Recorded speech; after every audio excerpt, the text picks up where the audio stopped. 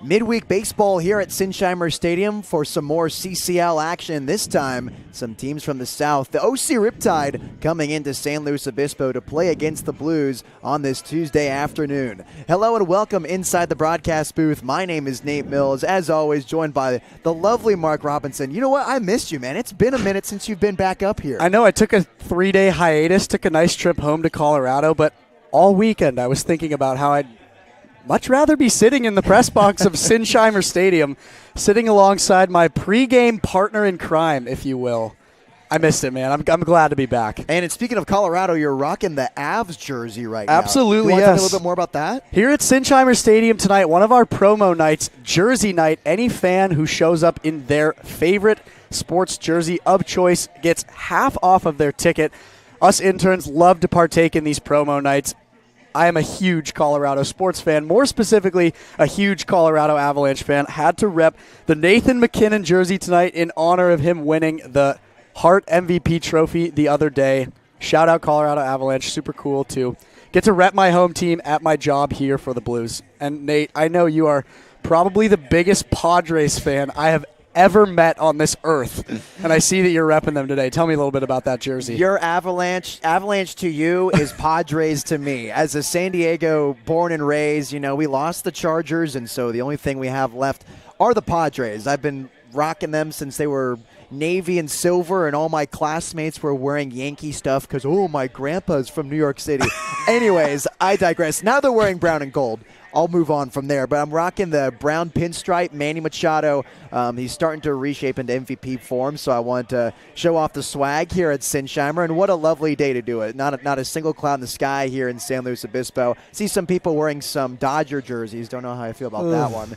But we're going to get you set for OC Riptide versus the SLO Blues. And Mark, why don't you tell us a little bit about Orange County, because we don't get to play them that often as a CCL North team. Absolutely. So Orange County Riptide, they are 10-7 in league. They obviously reside in the southern end of the California Collegiate League, being down south in the Orange County, Irvine area. 10-7 in league, as I said already. The Blues are currently 8-8 in league. We'll get into the north side of the CCL standings in a bit here.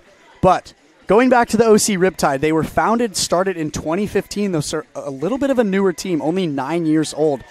One of the newer teams in the CCL, and let me remind you, the CCL was founded in 1993. So that's been around for a while now. But just like we've talked about with the San Diego Sunrays and San Francisco Seagulls, all these teams that are getting added to the CCL, it's so cool to see these newer teams getting integrated into such an awesome summer ball league. The Riptide have a few notable alumni that have made it all the way to the majors that I was looking into a little bit before the pregame show today. Caleb Killian, a pitcher for the Chicago Cubs, and Dominic Fletcher, an outfielder for the White Sox, previously played for one of our NL West rivals, the Arizona Diamondbacks. And now he's playing alongside a notable Cal Poly alumni right down the street from Sinsheimer, Drew Thorpe, who just recently made his pitching debut for the White Sox after, correct me if I'm wrong, getting drafted to the Yankees, traded to the Padres, and traded again to the White Sox.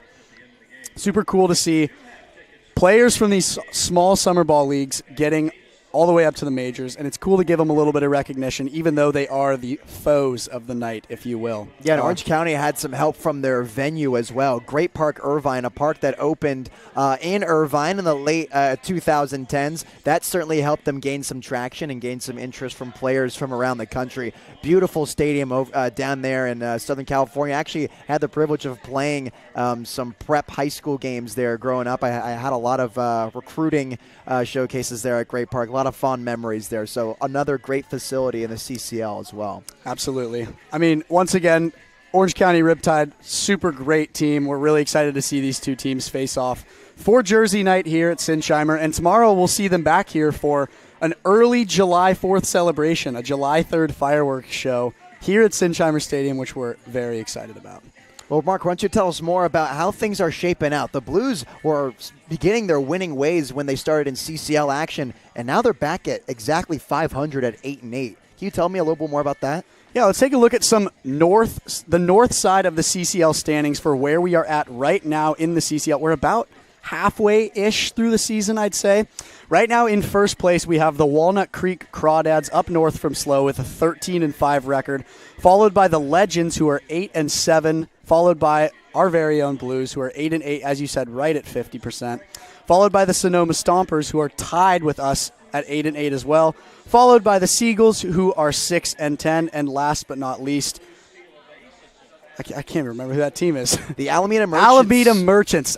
My excuse is I wasn't here last week. That's Otherwise, right. I would know exactly who they are. But Nate, you got to see the Alameda Merchants play last week, and I believe we lost 2 of the games against them. Tell me a little bit about those games and what you saw from the Alameda Merchants. The Blues actually took 2 W's over Alameda, and they were much needed. They were playing a Walnut Creek team that is an absolute buzzsaw. Look at 9 of their last 10 games, they have won, and they're starting to run away with the CCL North Division.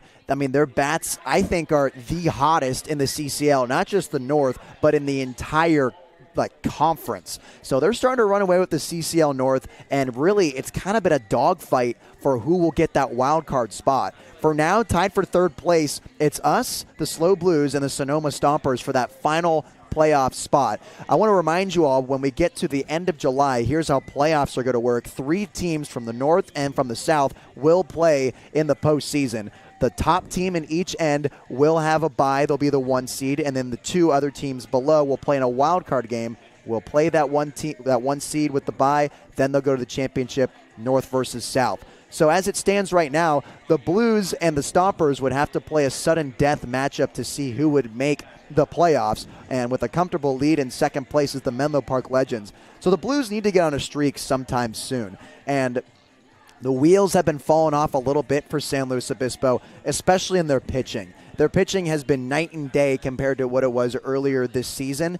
They were throwing lots of strikes. They're working quickly through innings, and now they're throwing a lot of balls, and they're leaving pitches over the middle of the plate, and other teams like the Crawdads are taking advantage of it and hitting it off the wall or just short of it, or in Walnut Creek's case, over it. So I think that's something the Blues need to dial in as we head toward the end of July. If they want to make that playoff spot, is to hone in on the pitching. We've talked about it till we're blue in the face. Tighten up the defense, especially the throwing errors, and keep their aggressive approach on offense. Absolutely. On our last pregame show, which was a little bit before these last 3 games that we saw here at Sinsheimer, we talked about those improvement points, which were pitching and knocking out those errors. We have not seen a game without any errors from the Blues yet.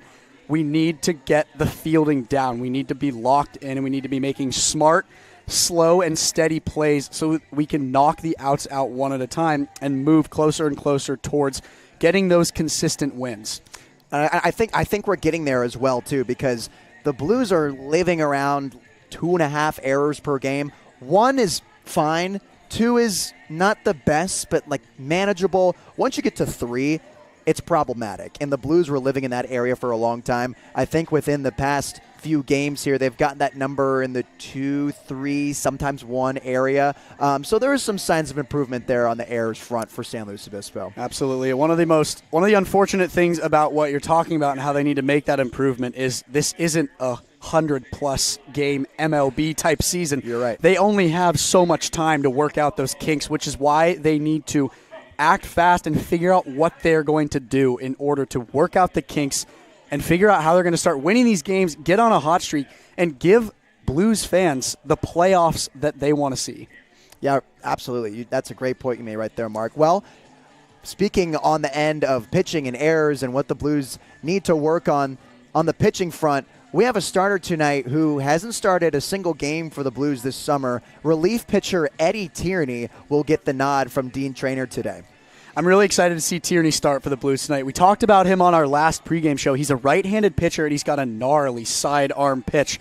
We talked about how one of the biggest things the Blues need to work on is throwing strikes and pounding the zone and being more consistent with where they're throwing their pitches. And specifically, we talked about with Eddie's sidearm throw, he needs to pay attention to his release. With those right-handed batters, if he's releasing it too early, it's just going to keep striking them in the body, and we're going to walk batters over and over again, which will lead to more unearned runs for the opposing team.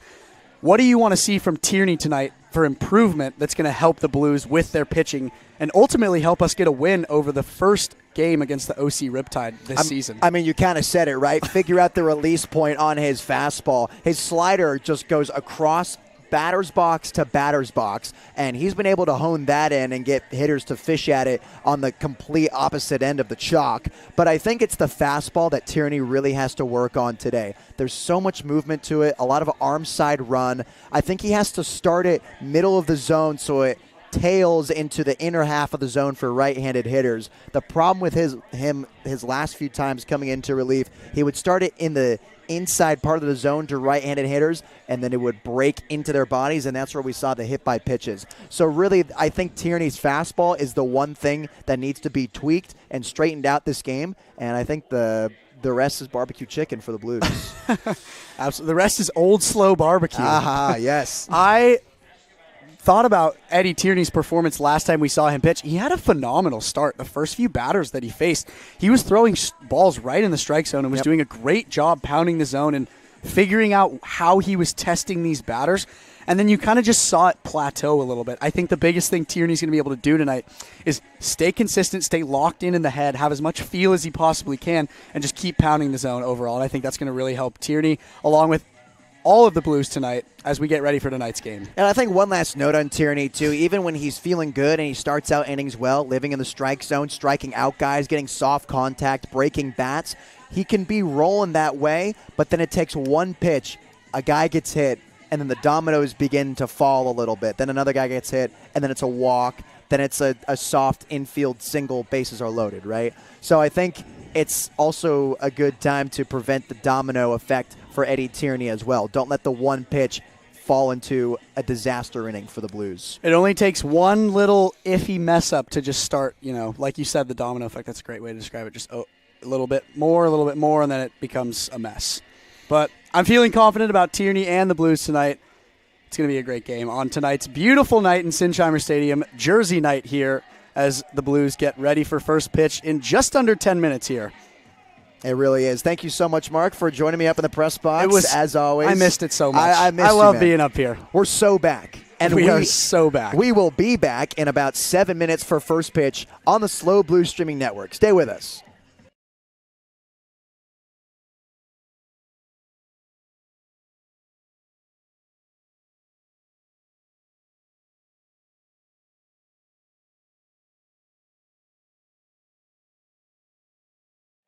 I always get dehydrated on that. Dude, it's crystallized, though. I can't have it. I do. I forgot it at home.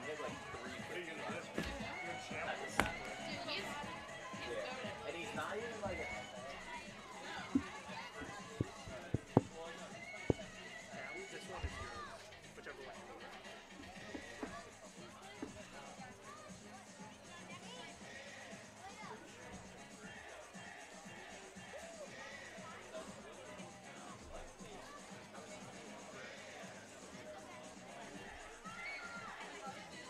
Oh, hey, Jacob lost it.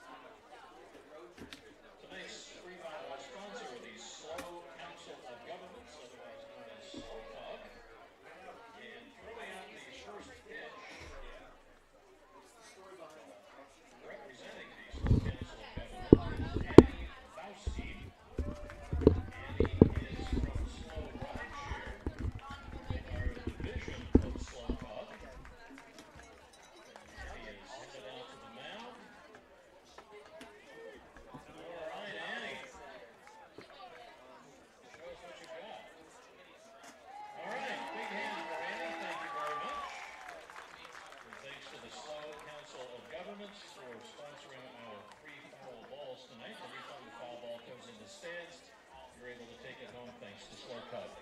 Here is the starting lineup for the Orange County Riptide tonight. Leading off will be number 24, Michael Diaz. He'll be followed by number 3, Patrick Hapworth. Then it's number 28, Jake Brown. Running cleanup for the Tide tonight, number 29, Matt Spear. In the 5 spot, it's number 14, Nathan Cadena. Then it's number 12, Rocco Gunn. Batting 7th, number 18, Luke Johnson. Then it's number 38, Jack Hammond. There's the number 9 batter tonight for the Riptide, number 6, Darcy McIntyre. The starting pitcher for the Orange County Riptide tonight, wearing number 17, is Louis Becerra. And now here's the starting lineup for your San Luis Obispo Blues. Leading off, number 35, Jariah Lewis. Batting second, number 50, E.J. Royal. That's number 9, Braden Jeffries. Batting cleanup for the Blues, wearing number 12, Casey Cora. He's followed by number 47, Cooper Witten. Then number 22, Zach Tolerman. Batting in the 7th slot for the Blues tonight, wearing number 14, it's Bryson Hoyer. Then it's number 1, Braden Mondo. And batting 9th tonight for the Blues, wearing number 15, Owen Estabrook. The starting pitcher for tonight's contest, the right-hander from the University of Nevada, Eddie Tierney. The Blues are led by Dean Trainer. He is assisted by Brian Trainer, Renee Regalano, Mason Alex, Max Slover, Robbie Larder, and Jared Money. Singing the national anthem for us this evening is Sierra Bloom. Ladies and gentlemen, at this time we would ask you to please rise and kindly remove your hats. Sierra?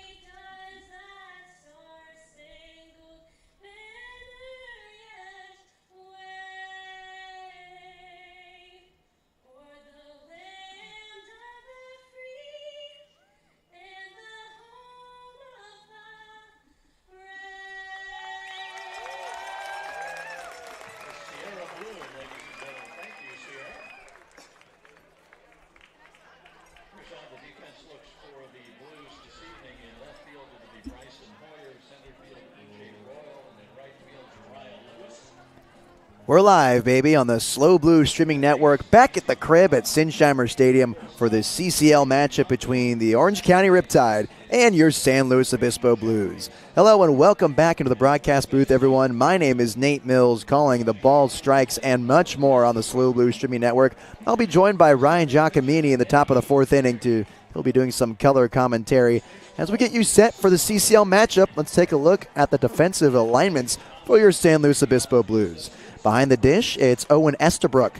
At first base, Zach Tollerman. Braden Jeffries at second. Casey Borba returns to the hot corner. Braden Mondu at shortstop. Outfield left to right, it's Bryson Hoyer, E.J. Royal, and Jariah Lewis, with Cooper Witten doing the designated hitting. And on the mound for San Luis Obispo, The Wolfpack from the University of Nevada, Reno. It's Eddie Tierney making his first start for the Blues this season. He's appeared in 5 games for San Luis Obispo.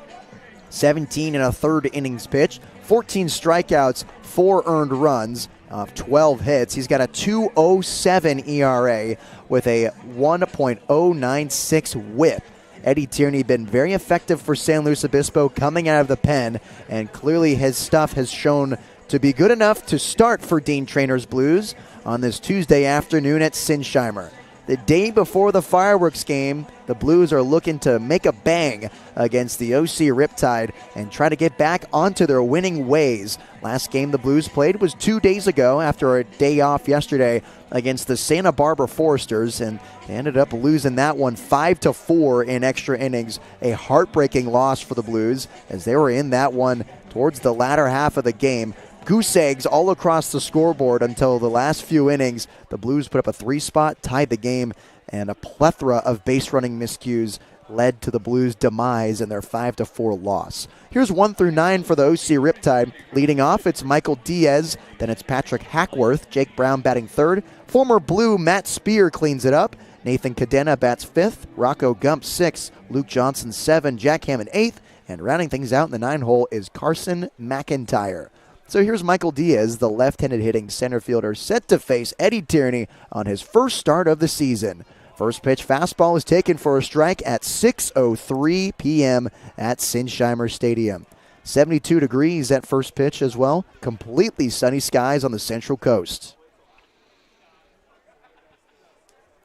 Second offering misses up and outside to Diaz. 1 ball and 1 strike. Casey Borba with his signature toes up on the infield grass, playing super in on the left-handed hitting center fielder.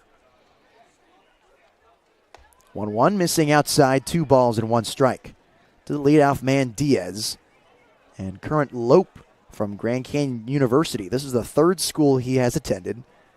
Year before that, he was at South Mountain Community College, and before that, he spent his freshman season with the Broncos at Santa Clara. As he towers this one into center field, E.J. Royal still going back on it, right below the track, and he grabs it for the first out of the inning. Pop out to Royal in center field, and I don't think he was expecting that ball to carry like it did. And if you play at Sinsheimer every day, you understand that right field all the way over to center field at about the flagpole is an absolute graveyard for balls hit in the air. And I think E.J. Royal, having had that in mind, drifted back towards the wall. Eventually had to turn the jets on at the last second, make the snag for the first out. Now the 2-hole hitter, Patrick Hackworth. Another lefty batting second, and he takes a look at strike 1 from Eddie Tierney. Hackworth, a Triton from UC San Diego, an Irvine, California native. 0-1 hits him in the back of the kneecap. There's the 6th hit by pitch of the year for Eddie Tierney. And we talked about on the pregame show, he can pitch so well. He can throw it over the plate effectively. There's so much movement on his fastball and especially his slider. And all it takes is that one pitch to get out of the way, and it's a hit batter, and then it's a walk, and then it's a soft hit single in the infield. So here's one of my keys to the game coming to life right now in the top of the first inning. Minimize the pressure here for OC Riptide, as the first pitch misses upstairs to Jake Brown, a right fielder batting third for the Tide. Orange County currently 4th in the CCL South. A very tight-knit race down there. As the throw over to first is not in time, Tollerman had to take a few steps off the bag to get it. Still 1 ball, no strikes to Jake Brown. Conejo Oaks and the Santa Barbara Foresters are tied for first. Riptide are just out of the playoff spot if the season were to end today. 2 games out. As that fastball is by Brown's barrel, 1 ball and 1 strike. Brown, an outfielder from Cal Baptist University, entering his senior season with the Lancers. This summer for Orange County, he's 13 of 50, a .260 batting average. 4 extra base hits, 2 of them doubles, 2 home runs. As Tierney's offering misses up and away, 2 balls and 1 strike. 8 runs batted in on those 13 hits. Also 13 strikeouts to his 11 walks. The native from Rancho Cucamonga awaits the 2-1, and he looks at that two-seam right down the middle, 2 balls and 2 strikes. 2-strike count here for Eddie Tierney. Let's see what wicked pitch he'll go to here. Will it be the two-seam, or will it be that signature sweeping slider? It's the slider, and he taps it straight back. Estabrook can't glove it. We'll do it again at 2 balls and 2 strikes. Middle infield playing back, 1 out here in the top of the first inning. A runner at first, and Patrick Hackworth. He was hit by a pitch after Michael Diaz flew out to center. Tierney from the stretch takes off towards second base. Ball hit in the air towards right. Jariah Lewis calls off E.J. Royal, and there's the second out. Trying to go back to first and catch Hackworth sleeping is Lewis, but he retreats just in time. 2 gone here in the first inning. So Patrick Hackworth was trying to take off towards second base in what would be his 4th stolen bag of the season, but he has to shut it down as Jake Brown flew out to Jariah Lewis in right field. So now it's the cleanup man, an old friend, Matt Spear, who committed to Michigan this summer after spending 4 years at San Jose State, as he hits this one off the end of the bat, up the middle, through for a base hit. Rounding second, heading towards third is Hackworth. He slides feet first, and he's in there safely. 2-out knock for the future Michigan Wolverine, Matt Spear. 2 gone, and runners at the corners for the Riptide. Nice job by Hackworth on the heads-up base running, as that ball was hit off the bat, softly rolling in front of E.J. Royal in center field. He would have had to cover a lot of ground to get there in time and make the throw over to third. Hackworth read that, put his head down, and took off towards third base. So now a runner in scoring position for Orange County, and Nathan Cadena, the shortstop batting 5th, digs in with 2 gone. There's Tierney's two-seam, missing inside to Cadena. 1 ball, no strikes. Another Spartan from San Jose State entering his senior season from Placentia, California. Crouching in the right-handed batter's box. Here's the 1-0. Hits this hard on the left side. Mondu off his chest, and a run comes in to score. Hot shot off the bat of Nathan Cadena. Mondu can't come up with it, and it's a 1-0 ball game. So they'll chalk it up as an error to Mondu at short. Now there's runners at first and second for the Riptide. 2 gone in the inning. Rocco Gump, the left-handed hitter, batting 6th, and third baseman for Orange County, digs in now. Tierney, fastball missing up and away. 1 ball, no strikes. Gump, one of the 4 left-handed hitters in tonight's lineup for Orange County. This season for the Tide, he's 17 of 55, a .309 batting average. Here's a slider that nestles into the zone. 1 ball and 1 strike.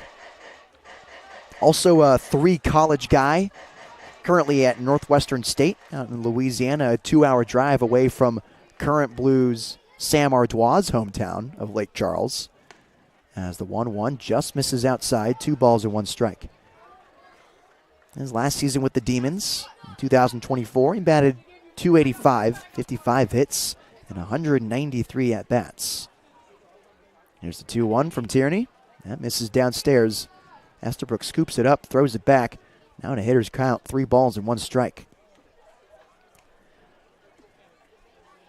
But the story goes deeper. He was at Pima Community College before that as a Chandler, Arizona native, where he played with the Blues shortstop Braden Mondu.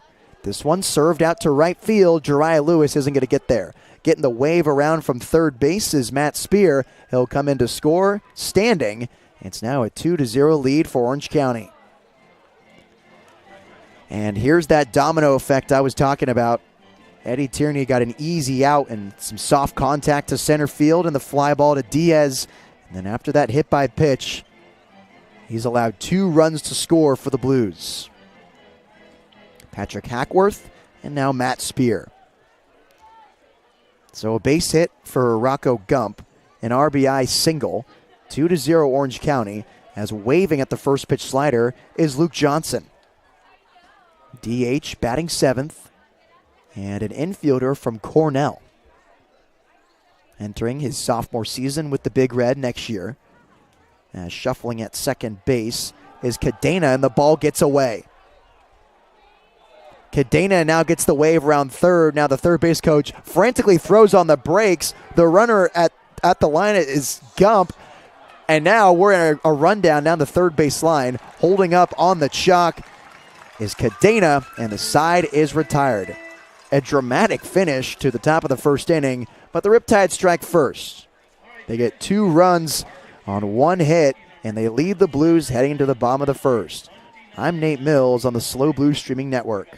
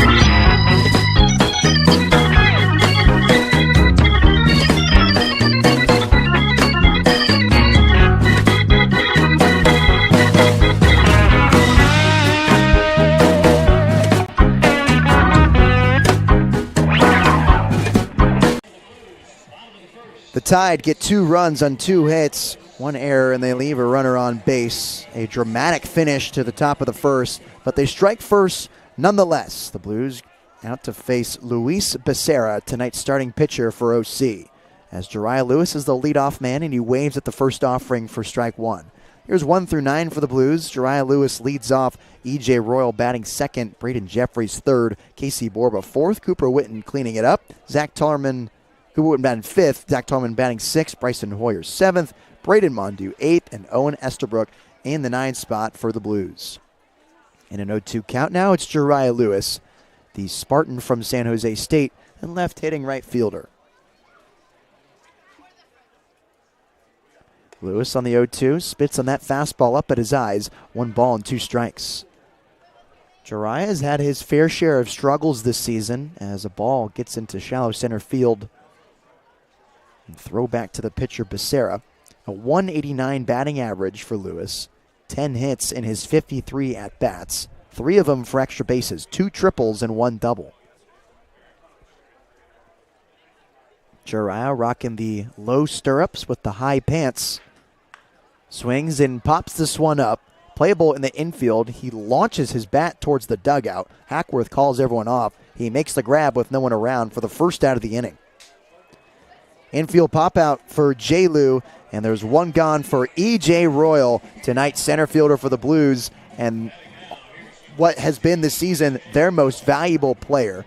He leads the team in nearly every statistical category, and yes, I will mention that every single time he comes up to the plate because he has just had an incredible summer here in San Luis Obispo. A .405 batting average, 32 hits, and 79 at-bats. Leads the team in extra bases as well. And in runs batted in with 21. And he's the recipient of strike 1 from Luis Becerra. 0-1. He waves at that off speed for strike 2. And this is something about Royal, a recent development from the Utah Tech Trailblazer. The strikeout numbers have gone up with his barrel rate going up. Waves at the slider for strike 3. 2 quick outs here for Becerra, and now it's Braden Jeffries, the left-handed hitting second baseman. Another strikeout there for E.J. Royal. That's his 14th of the season. Now it's Jeffries, who in league play has been the deadliest hitter in the CCL. First in batting average. The young buck going to Michigan next year as he wraps this one down the first base line, but it's foul. Braden Jeffries typically wears number 9, but in the navy blue tops, he's rocking the 24 this evening. As he stands with his open stance in the left-handed batter's box, the 0-1 is taken for a strike inside. No balls and 2 strikes to the Southern California native. 0-2. Jeffries hits this one off the end of the bat, up and out of play. We'll do it again at no balls and 2 strikes. Yeah, not only does Jeffrey lead in average, he also leads in on base, and he's second in the league in slugging. 0-2, hit softly in the air into the Riptide bullpen. No balls and 2 strikes.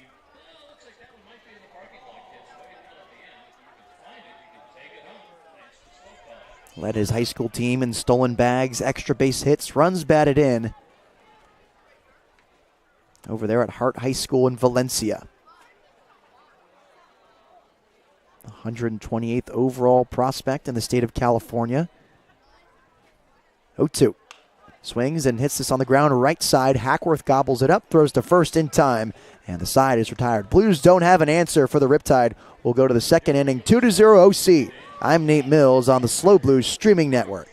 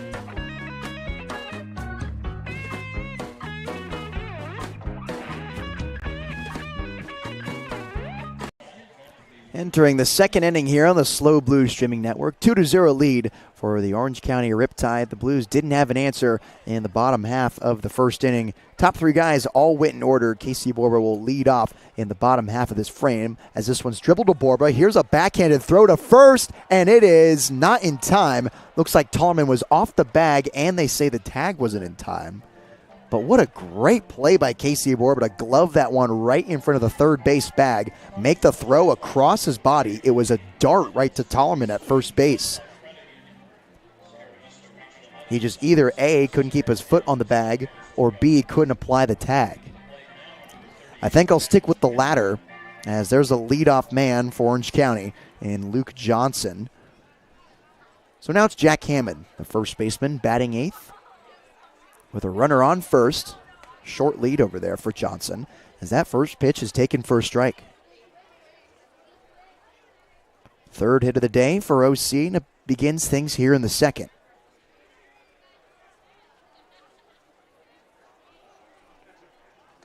Throw to first is not in time. It almost gets away from Tollerman. Still 0-1 to Hammond. the Long Beach State dirtbag, entering his senior season in Southern California after growing up in Skiatook, Oklahoma. Picked back to first, not in time again. Spent his first year of college ball in Lawrence, University of Kansas. Redshirted his true freshman season, then made his debut as Tierney has just hit his 7th batter of the season. Taking his time removing the shin guard from his leg is Hammond, and there's 2 runners on for the Tide. Tierney's got the nasty stuff, but at what cost? He's having difficulty corralling it, especially in his first start of the season with the Blues. As we reach the bottom of the order, and Carson McIntyre, the left fielder for OC.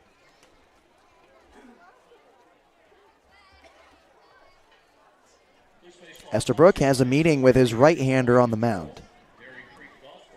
McIntyre is an Oregon State commit, a native of Peoria, Arizona. He's entering his sophomore season with the Beavs. After not playing with them last season, there are no official statistics on the Oregon State website, but he was a part of Baseball America's number 8 recruiting class in the country out there in Corvallis. He's also the 5th ranked player in the state of Arizona. Runners on first and second, corners playing in, no one gone, as the first pitch fastball is taken inside for ball 1. Middle infield playing back, Jeffries playing almost over the second base bag. Outfield at regular depth, playing straight up against the right-handed hitter, as that sweeper goes coast to coast and misses in the other batter's box. 2 balls and no strikes. In high school, McIntyre slashed .288, .475, and .684 with an 1100 OPS. 2-0, it's another sweeper, missing away. Estabrook with the backhanded stop. 3 straight balls to the left fielder.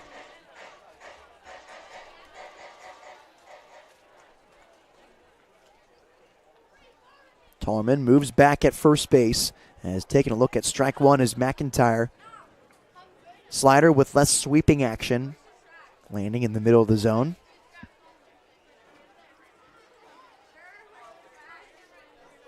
Tierney kicks and deals on the 3-1 and misses inside. There's a 5-pitch walk that loads the bases for the Tide. Eddie Tierney having extreme difficulties finding the strike zone, as here comes a rare mound visit from manager Dean Traynor.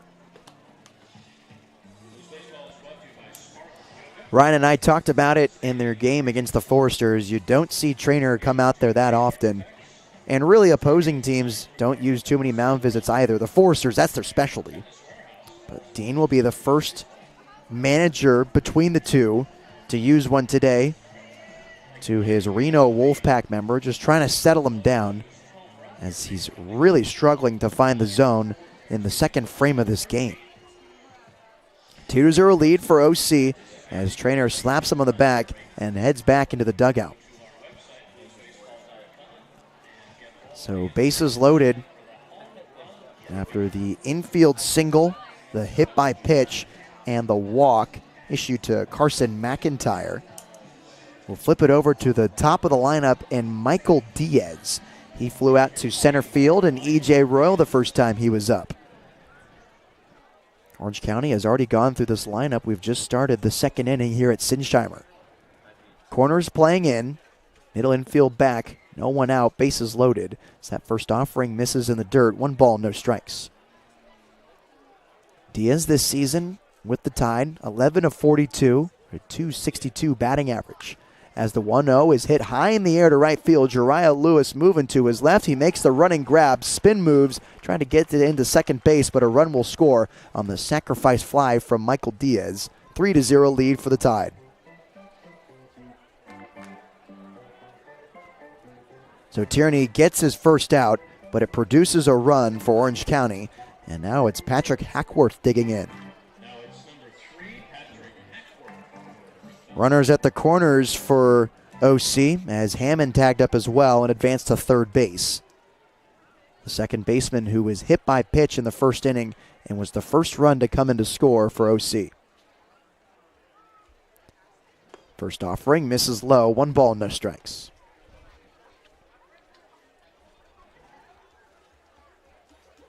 Hackworth played in 3 seasons with the Tritons. He redshirted his first year back in 2022 in La Jolla, as the throw to first is not in time to get McIntyre. And since then, Hackworth has been awarded All Big West Honorable Mention. That was back in 2023. Big West Spring All-Academic Team, and was on the Big West Commissioner's Academic Roll. 1-0 fastball, nudging the outside corner, 1 ball and 1 strike. He's a local kid from Irvine High School, didn't have to travel too far to play for the Tide. He graduated in 2021, where he was a 2-time All-League selection. 1-1. Dribbled on the right side, backhanded Tollerman, throw to second. They get him there. They go back to first, and Tierney didn't get there in time. Ball gets away. A run comes in to score, but retreating back towards the bag is Hackworth. Now 4-0 OC. And either Tierney was confused or he was caught sleeping, but Tollerman did the right thing, backhanding that ground ball to him. The momentum was taking him towards second base. Mondu had it, made the throw over to first, and no one was there.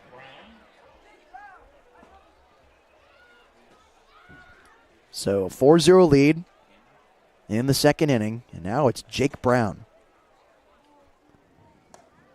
Brown whiffs at the fastball for the first pitch. No balls and 1 strike. Bases have cleared. The only runner on, it's Hackworth at first base. 0-1 slider in there for strike 2. Clipping the outside corner to Jake Brown, outfielder from Cal Baptist.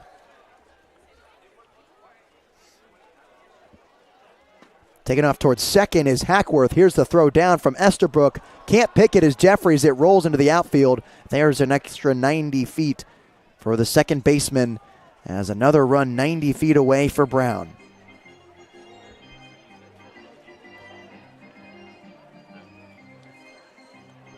This defense has been tough to watch this inning for the Blues, as OC leads them by 4 runs, and they haven't escaped the second inning yet. Tierney kicks and fires on the 1-2, misses outside on that slider. He did get a trigger from Jake Brown, though. He holds up his cut, 2 balls and 2 strikes.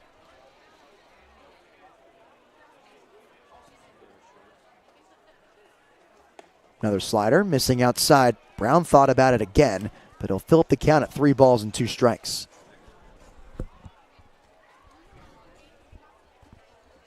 The right fielder, who flew out to Jariah Lewis last time up, on the payoff pitch, sends this one in the air to center. Royal ranging to his left and makes the grab on the move. The side is retired. The Tide get 2 more runs. It's 4-0 OC heading into the bottom half of this inning. I'm Nate Mills on the Slow Blues Streaming Network.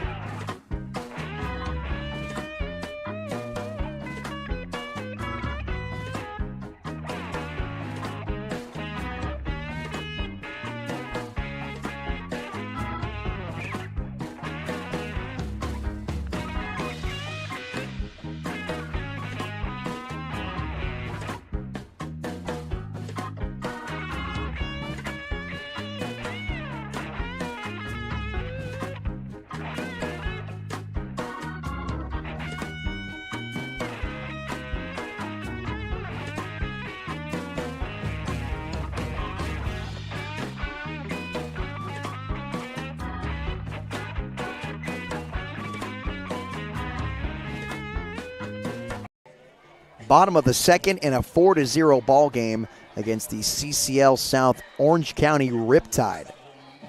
Last inning, the Blues surrendered 2 runs on 1 hit. the second error of the game, and they were able to strand a runner on base. Leading off the second inning for San Luis Obispo, it's the cleanup man, Casey Borba. After a 1-2-3 first, it's the third baseman from Texas, here to potentially bring some life to this Blues lineup. Here's the first offering from Luis Becerra, and it's towered in the infield. Cadena calls off Gump, and he squeezes it for the first out of the inning. One pitch, one out here for Becerra, and now it's Cooper Witten, tonight's DH, batting fifth with one gone.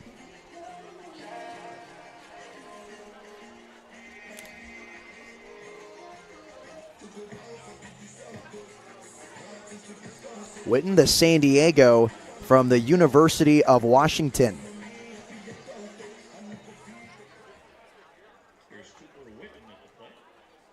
Witten is batting a .286 clip on the season and has had himself a nice past two games. He recorded 2 triples in one of them.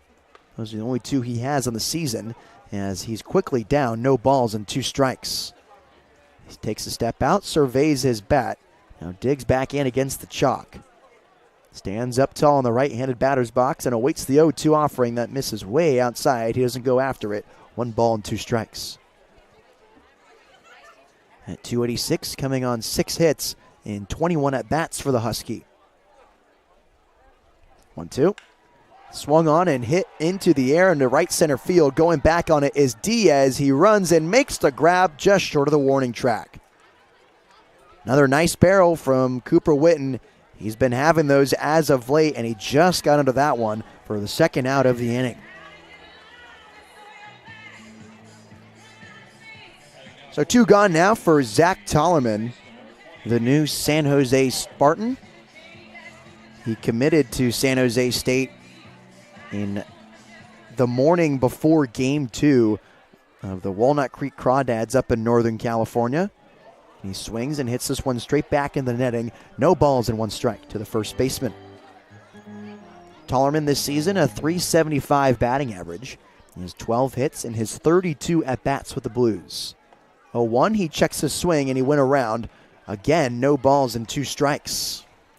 Takes a quick, deep breath and a stare down at his bat as Becerra works quickly from the windup. Here's the 0-2, checks his swing, makes contact, rolls down the third base line, but stays in foul ground. We'll do it again at no balls and 2 strikes.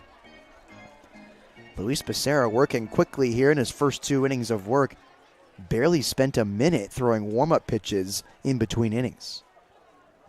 0-2 to Tollerman again is hit hard into center field, falling fast, and it drops for a base hit. There's the first knock of the day for the Blues. It comes off the bat of Tollerman in his 13th of the season.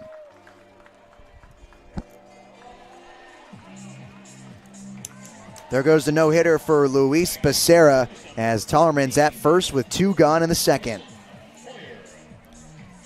Now it's the switch-hitting 7th-hole hitter playing left field today for the Blues, Bryson Hoyer. Hoyer batting an even .200 on the year. 5 hits in his 25 at-bats. He bats left-handed here against the right-handed hurler in Becerra, and he's the recipient of strike 1.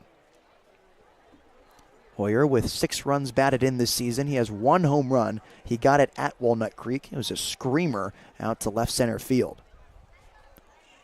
Tollerman upright at first base with a short lead as Hoyer fishes for that off-speed downstairs. No balls and 2 strikes to the Bobcat from Saddleback College down in Orange County, not too far from Great Park, Irvine, where the Riptide play. Hoyer going a long way to play some JUCO ball after growing up in Paso Robles, California. 0-2, dribbled on the right side and foul ground. We'll do it again at 2 strikes.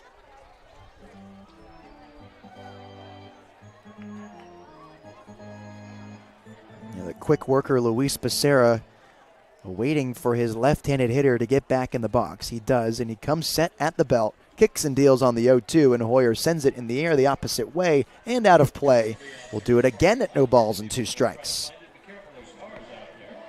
And if you're the Blues, obviously your main objective is to get runs on the board in this inning, pass the baton, get a rally going, clog up the base paths. But you're also trying to inadvertently give Eddie Tierney some time to rest. Hoyer hits his hard on the ground, the right side. It's through for a base hit. Back-to-back knocks for the Blues as Tarman goes second to third. And there's Hoyer's 6th knock of the season. Runners at the corners now for Braden Mondew, the shortstop from Tucson, Arizona.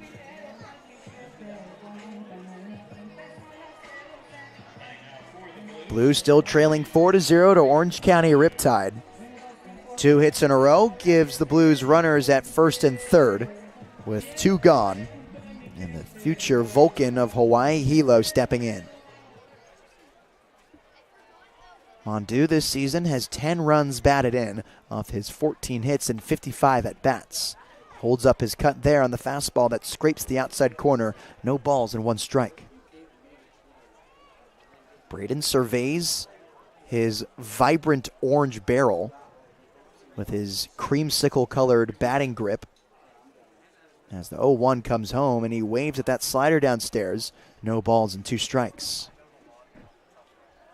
Mondew this season, 16 strikeouts in his 55 at-bats, the most in tonight's lineup.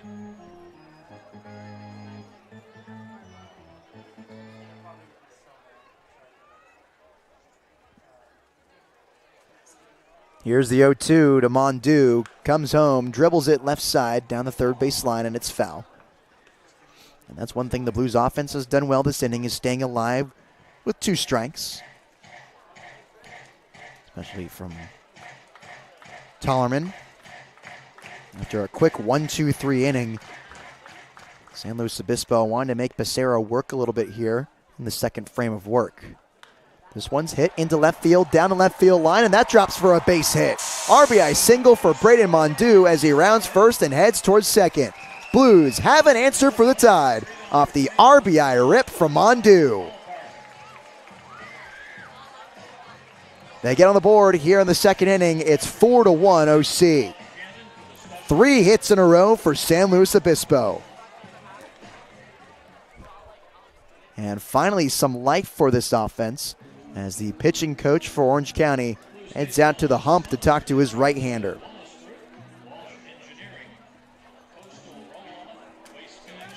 And it wasn't a pitch that Mondew loved. He was a little out in front on it. It wasn't a pure barrel, but still some solid contact to nestle just inside the left field line and drive in the first run of the game for the Blues. 3 hits in a row.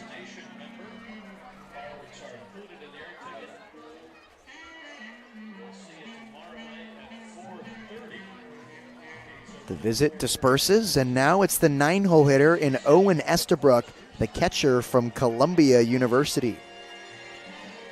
It is, in fact, his turn in their rotation between Nico Button, Parker Goff, and the aforementioned Estabrook. He gets a shot here against Orange County. 2 runners in scoring position. Hoyer at third, Mondew at second base. As Estabrook takes in the fastball downstairs, 1 ball, no strikes. The Columbia Lion has 6 hits in 25 at-bats this season for the Blues. A .240 batting average with 7 runs batted in. On the quest to earn 8 and 9 right now as he looks at the fastball, just missing over home plate, 2 balls and no strikes. 1 extra base hit on the year. There's a double in the right center gap. His powder blue arm sleeve waves his bat behind his head as the 2-0 misses outside for the 3rd straight ball from Becerra. Waiting on deck, it's Jariah Lewis, the top of the order for San Luis Obispo. Right-handed catcher up tall in the right-handed batter's box as the 3-0 down the middle of the plate for strike 1. Hoyer retreats back to the bag with his flashy oven mitt on his left hand and his lightning bolt colored cleats. 3-1 to Estabrook is swung on and hit straight back into the grass bleachers. Full count now to the Santa Barbara native.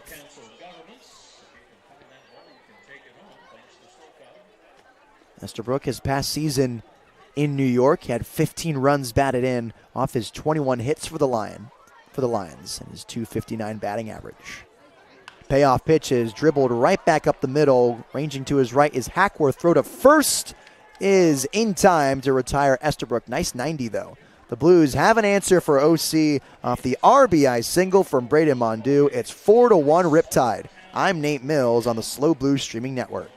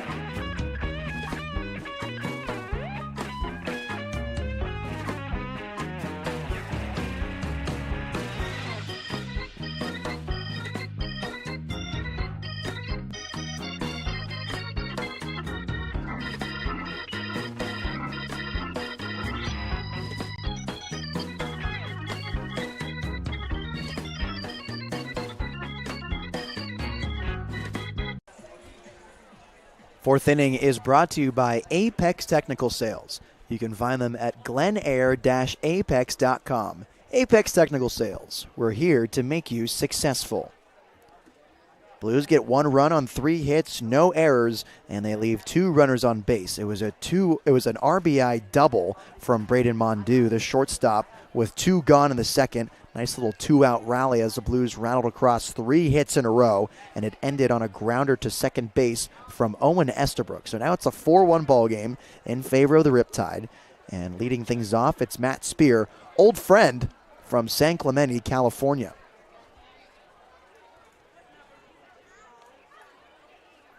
Matt played for the Blues last summer, a left-handed hitting catcher. He played in 13 games for San Luis Obispo, had 50 at-bats. As the 2-1 misses to him outside, 3 balls and 1 strike to the future Michigan Wolverine, who hit .240 for the Blues. .689 OPS. 3-1 is hit on the ground right side sharply towards Jeffries. He gobbles it up and throws it over to Tellerman for the first out of the inning. A turf burner on the right side to Jeffries. He collected it with ease, and there's 1 gone here in the third.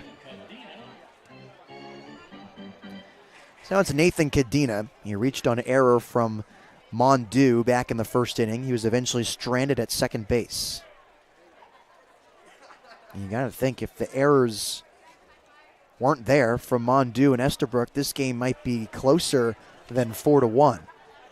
As Cadena spoils the first offering straight back, no balls and 1 strike. Cadena, also a Spartan from San Jose State. He was academic All-Mountain West in 2023. As he chops this one on the left side, here's a long throw from Mondew. He hits it right in the chest of Tellerman for the second out of the inning. Nice play from Braden Mondew at shortstop to range to his right on the backhand. Throw it across his body, head high to Tellerman, standing at 6'4" at first base for the second out of the inning.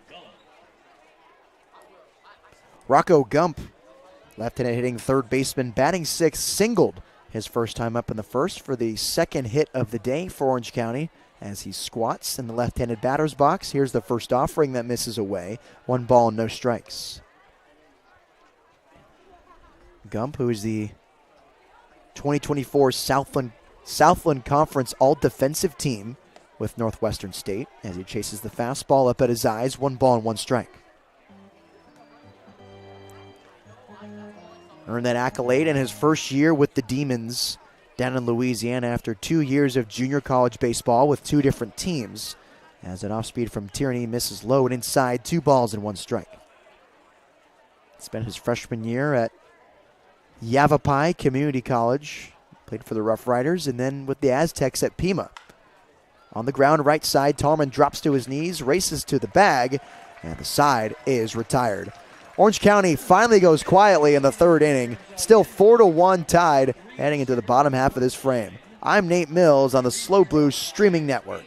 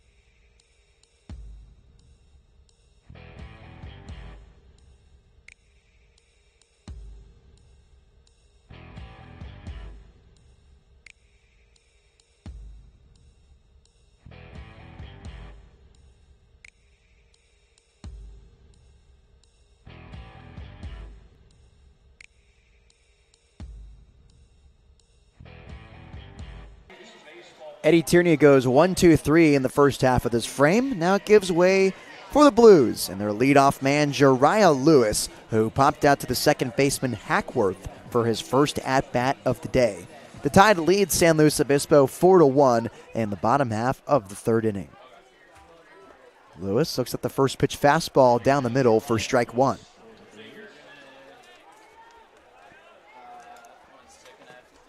Introduce you to tonight's starting pitcher, Luis Becerra. He's from San Leandro, California, and he's entering his junior season for the Lancers at Cal Baptist. This is his 4th start of the season. He's pitched in 17 innings entering this game, 19 strikeouts to only 3 walks. 1-1 to Jay Lou is hit hard on the ground right side, but it's foul. 1 ball and 2 strikes. A 3.74 ERA and 13 hits allowed. Last time he made an appearance, he pitched in 5 innings against the Riptide's loss to the Conejo Oaks. 5 innings, 2 earned runs, 3 hits, 5 strikeouts, 2 walks, and 20 batters faced. 1-2 to the leadoff man. Misses downstairs, 2 balls and 2 strikes. Entering his junior season at Cal Baptist, he regressed in his sophomore season compared to his freshman year, where he pitched 22 innings with a 4.91 ERA. 2-2 is hit in the air on the right side, and that will land foul, but it hits the wall. About 320 out there in right field. Jariah Lewis has to stroll back to the plate. 2 balls and 2 strikes. So 4.91 earned run average his first year with the Lancers. He started in 1 game. He made 18 appearances, had 16 strikeouts.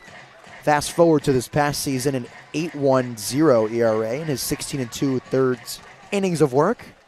18 strikeouts there. 2-2, towering fly ball into center field. Racing in on it is Diaz, and he grabs it for the first out of the inning. 2 pop-outs for Jariah Lewis, and there's 1 gone in the 3rd. Now it's E.J. Royal. two-hole hitter for San Luis Obispo, who struck out swinging his first time up today. That was his 14th strikeout of the season, which is second place on the team behind Mondu and Comerford, who are tied for first with 16, as he's the recipient of strike one here. I've talked about it before. Royal was not a guy who struck out a lot, as he chops this one on the ground left side. Nice pick from Cadena. Throw over to first in time to retire Royal. 2 outs here in the third inning, just like that from Luis Becerra, as Braden Jeffries digs in. Jeffries, the left-handed hitting second baseman, grounded out to his counterpart and Hackworth to end things in the first in a 1-2-3 frame, and he's trying to prevent that from happening again here in the third with 2 gone. First pitch to him. Misses inside to Jeffries. 1 ball, no strikes.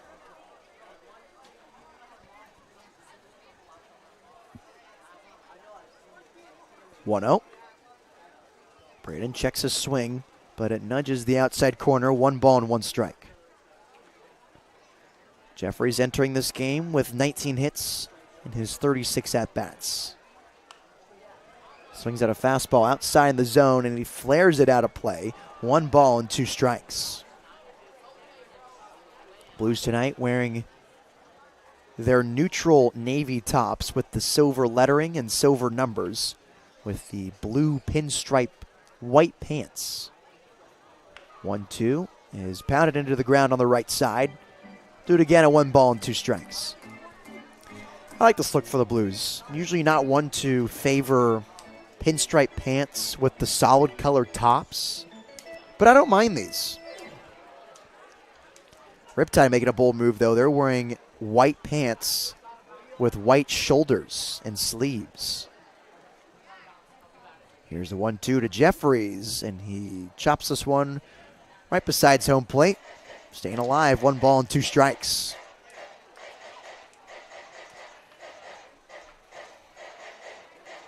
I do like the Riptide's color scheme, though, and like the cursive font across the chest with Riptide.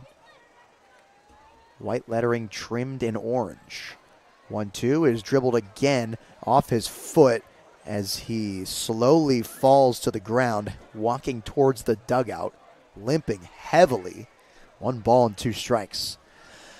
Been there. That's a pain that hurts for quite a while. Typically benign, but in the moment feels like you absolutely just shattered your foot. Matter of fact, I once hit one off my front foot 3 times in 3 different at-bats in one game. Legitimately thought I had to go to a doctor after that. Hit a home run later. Sorry about it. 1 ball and 2 strikes to Jeffries with 2 gone. He swings and hits it off the end into center field for a base hit. Braden Jeffries, the hit collector, grabs his 20th of the season and his 10th start of the year.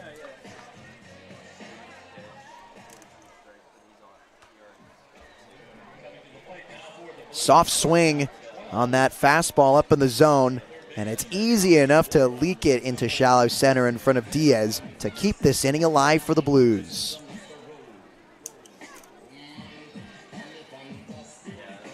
So now it's Casey Borba. He led off the second inning with a pop out to short. Shortstop Cadena, who is fully in the outfield grass right now. First pitch, huge hack at that curveball. No balls and 1 strike. Adjusts his batting gloves as his formerly white, now khaki-colored cleats dig into the back of the right-handed batter's box. Jeffries with a short lead at first. Left side of the infield shifted towards the third base line as that 0-1 offering misses low. 1 ball and 1 strike to Borba. Casey this season on this come up for his 10th hit. He's at 8 right now in 36 at-bats. He hits this one on the ground, left side. Moving to his right is Cadena. Makes the throw. Nice stretch from Hammond, and the side is retired. The Blues strand a runner in Braden Jeffries as he collects his 20th hit of the season. They get no runs on no errors. 4-1 Riptide as we enter the fourth inning and say hello to Ryan Giacomini. I'm Nate Mills on the SLO Blues Streaming Network.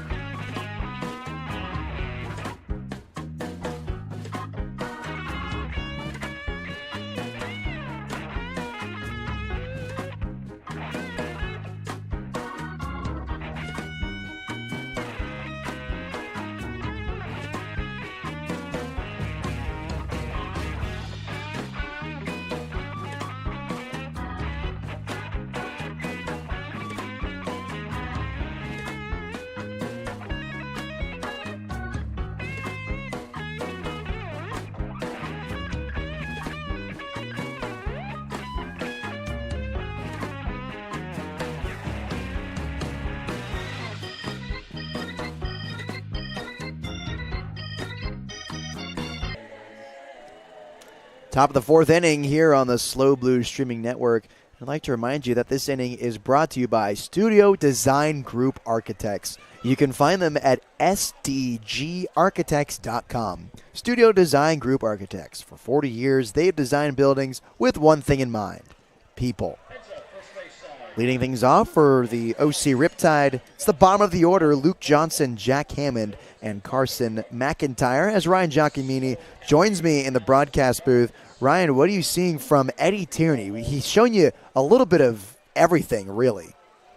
Yes, he is indeed. That slider looks to be in full effect. The two-seam, tons of movement like we know it has. Just the hit by pitches have been the issue, not just today, all season for him. But that's how the rally got started in the first, and then second batter in the second was hit by pitch. Didn't hit a batter in the third, and they got him down in order. Hit off the hand, straight back into the netting. We'll do it again at no balls and 2 strikes to Luke Johnson, tonight's DH, who singled to lead off the second inning. That was the third hit of the day for Orange County. They haven't gotten one since. They went 1-2-3 in the third against Eddie Tierney, with the aforementioned inning that Ryan just talking about, where he didn't hit a batter for the first time today, as this one softly hit in the infield. Jeffries ranges to his right, flips it to Mondu for the first out of the inning.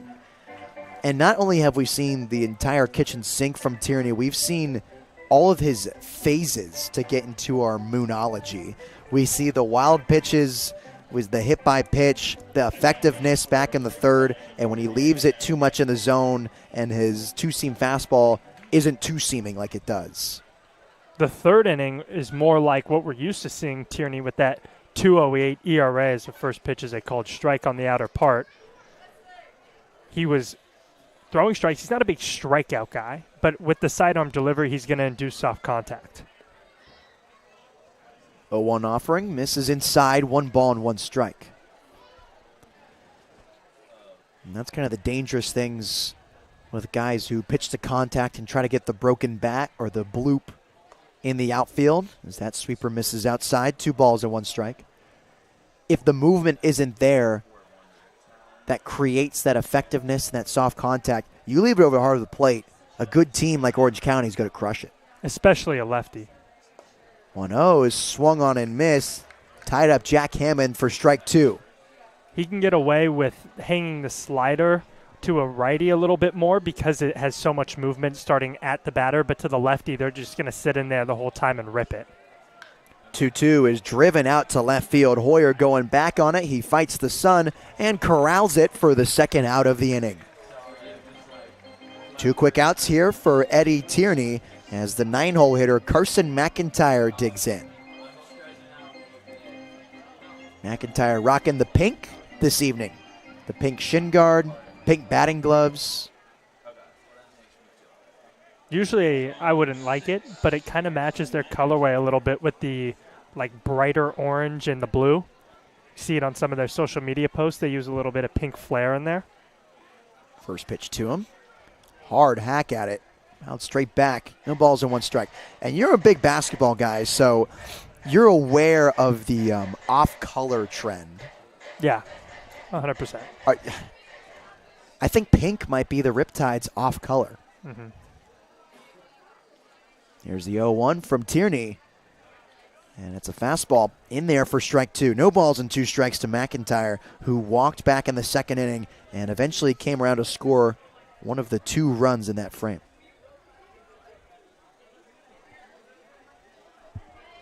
0-2. Slider missing outside, 1 ball and 2 strikes. Been trying to figure out what the Blues off color could be. Blue and yellow. Once again, as many may know, if you tune in frequently, I love the blue on blue. So Estabrook's powder blue sleeve, something that I like. As that pitch barely misses inside. 2 balls and 2 strikes.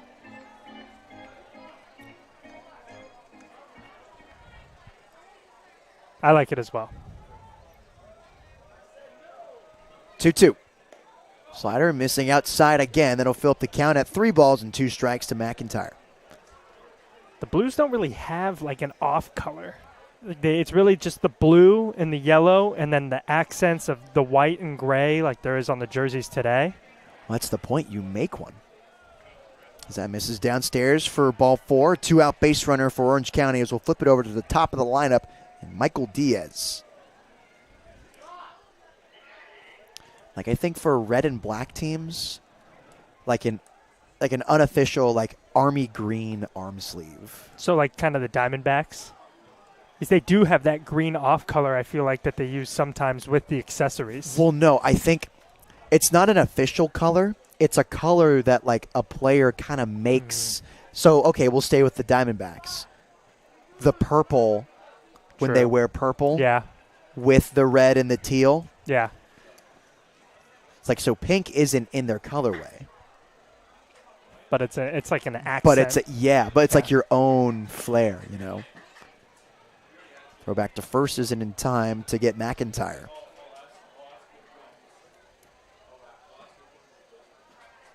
I know we're wearing the Manny Machado jersey here on Jersey night at Sinsheimer. Fans getting $5 tickets when they wear a jersey. As this one's popped up and into the Riptide bullpen for strike 1. And I know he experimented with the Padres colors with wearing a purple off color. I really didn't like that. It just didn't work. Yeah. The brown, gold, purple, like I can see the vision maybe, but then when you execute it, it's just expectations versus reality. It's just not the same. 0-1 missing inside to Michael Diaz. 1 ball and 1 strike. On the talk of Padres uniforms, how do you feel about their City Connects? Love them. You do? Love them. I know there's a lot of people who aren't a big fan. They're haters. 1-1 is swung on and missed for strike 2. Tierney went upstairs on the fastball to Diaz. I like them as well. I don't think they're as bad as some people make them out to be. Yeah. I'm also a big fan of bright colors. Mm-hmm. Like I'm a big fan of like the Heat Miami Vice jersey to go on the that's a popular Jersey one. Day one. Yeah. 1-2, missing inside. Here's a throwdown for Estabrook as McIntyre went to take off set towards second base. He's in there safely with a stolen bag. Runner in scoring position for OC. That's McIntyre's first stolen base of the season. Took advantage of the throw he saw from Estabrook in the second inning on his teammate Hackworth and said he was going to get his first right there. 2-2, missing way outside from Tierney, who is now fully engulfed in shadows from the pine trees over the Blues bullpen. as the sun sets here at 7:06 p.m., the central coast of California. Here's the payoff pitch to Diaz. He checks his swing, and that's ball 4. Estabrook started to head towards the dugout like it was strike 3, and it was awfully close, but not close enough as a 2-out walk is issued to the leadoff man. That's back-to-back walks now for Eddie Tierney, his 3rd on the day.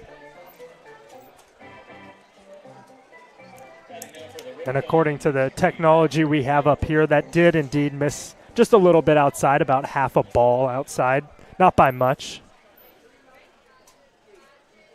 Here's the first pitch to Patrick Hackworth, the second baseman batting left-handed, and it misses low for ball 1.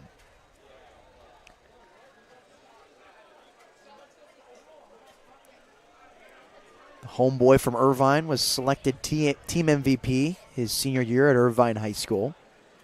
And he helped his team record the most wins in school history during the 2019 season. That same season, he was an all-league selection as well. 2-0 to him. And it's a fastball. Scraping the outside corner, 2 balls and 1 strike. Batting .375 this summer with 32 bats entering into today's game. This afternoon, he's been hit by a pitch and reached on a fielder's choice. Inside move from Tierney. And no throw. 2 balls and 1 strike to Hackworth.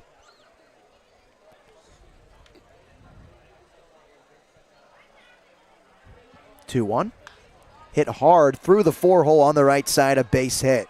Getting the wave around from third is McIntyre. The throw home to Estabrook. He can't glove it. It pops out of the mitt. Runners move up another station. It's 5-1 Orange County. RBI single from Hackworth.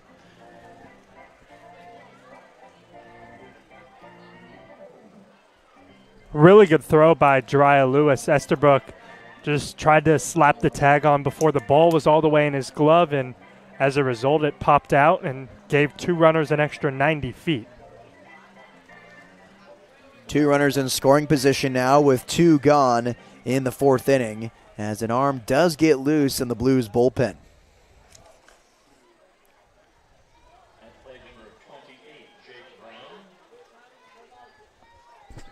So it's Jake Brown with 2 gone. A 2-out rally for Orange County has produced another insurance run for the Tide.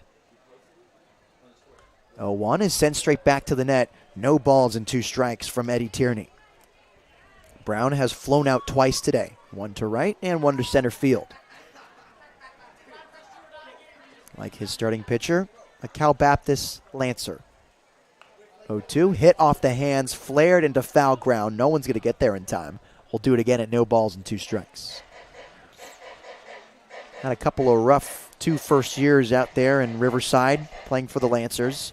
Straightened it out this year, though, with a .245 batting average, 24 RBIs on his 26 hits and 106 at-bats.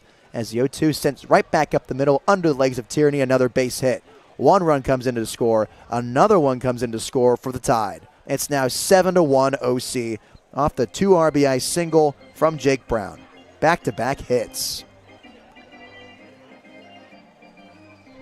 A good piece of hitting by Jake Brown.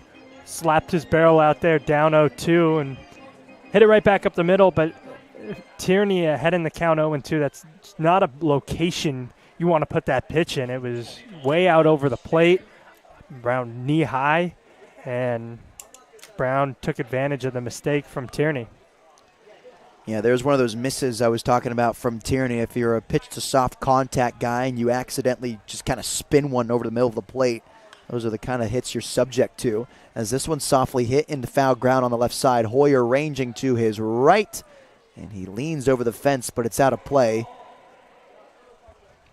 Has to hop over the fence to retrieve his glove.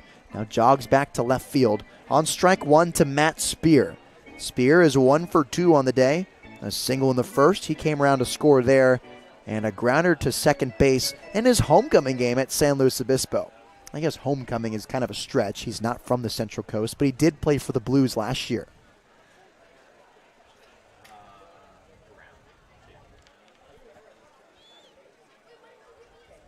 0-1 to Spear is driven to the right center gap. There's the second base hit of the day for him. Rounding second, heading towards third is Brown. Now Spear's going to try to stretch this into a double, and he is out by a mile.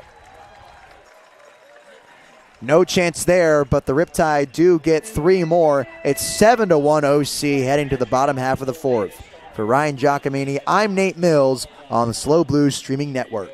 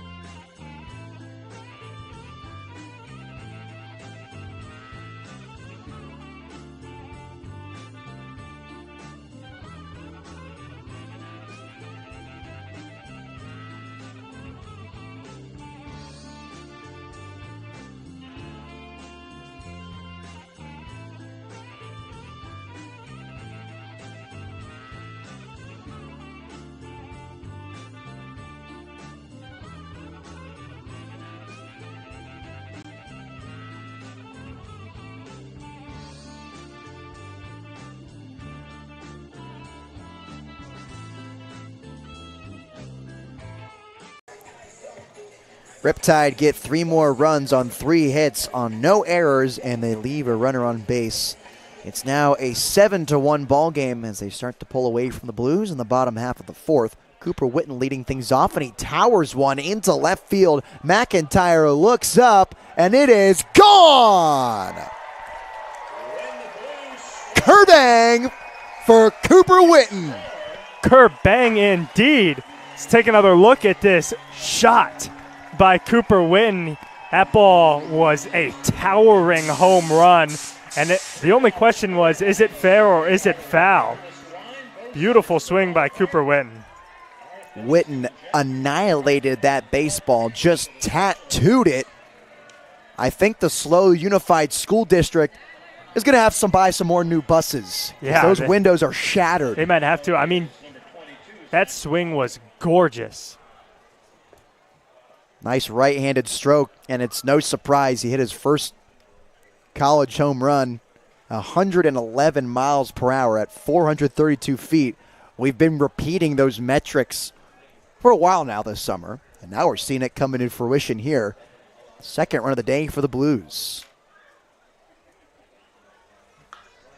2-0 almost kills Rene Regalado at third, but he dodges out of it. 2 balls and 1 strike to Zach Tallerman.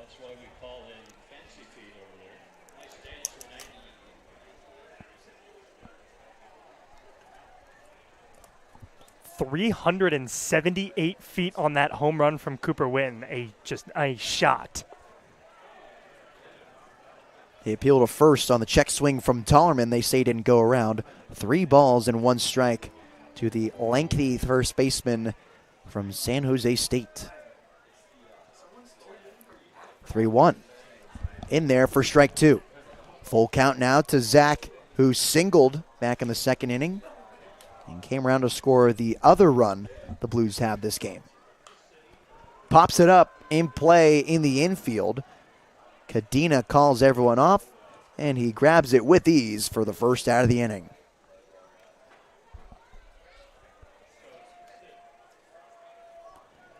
One gone after the mammoth blast from Cooper Witten, and it's the switch-hitting Bryson Hoyer playing left field today and batting 7th. He hit a single back in the 2nd inning.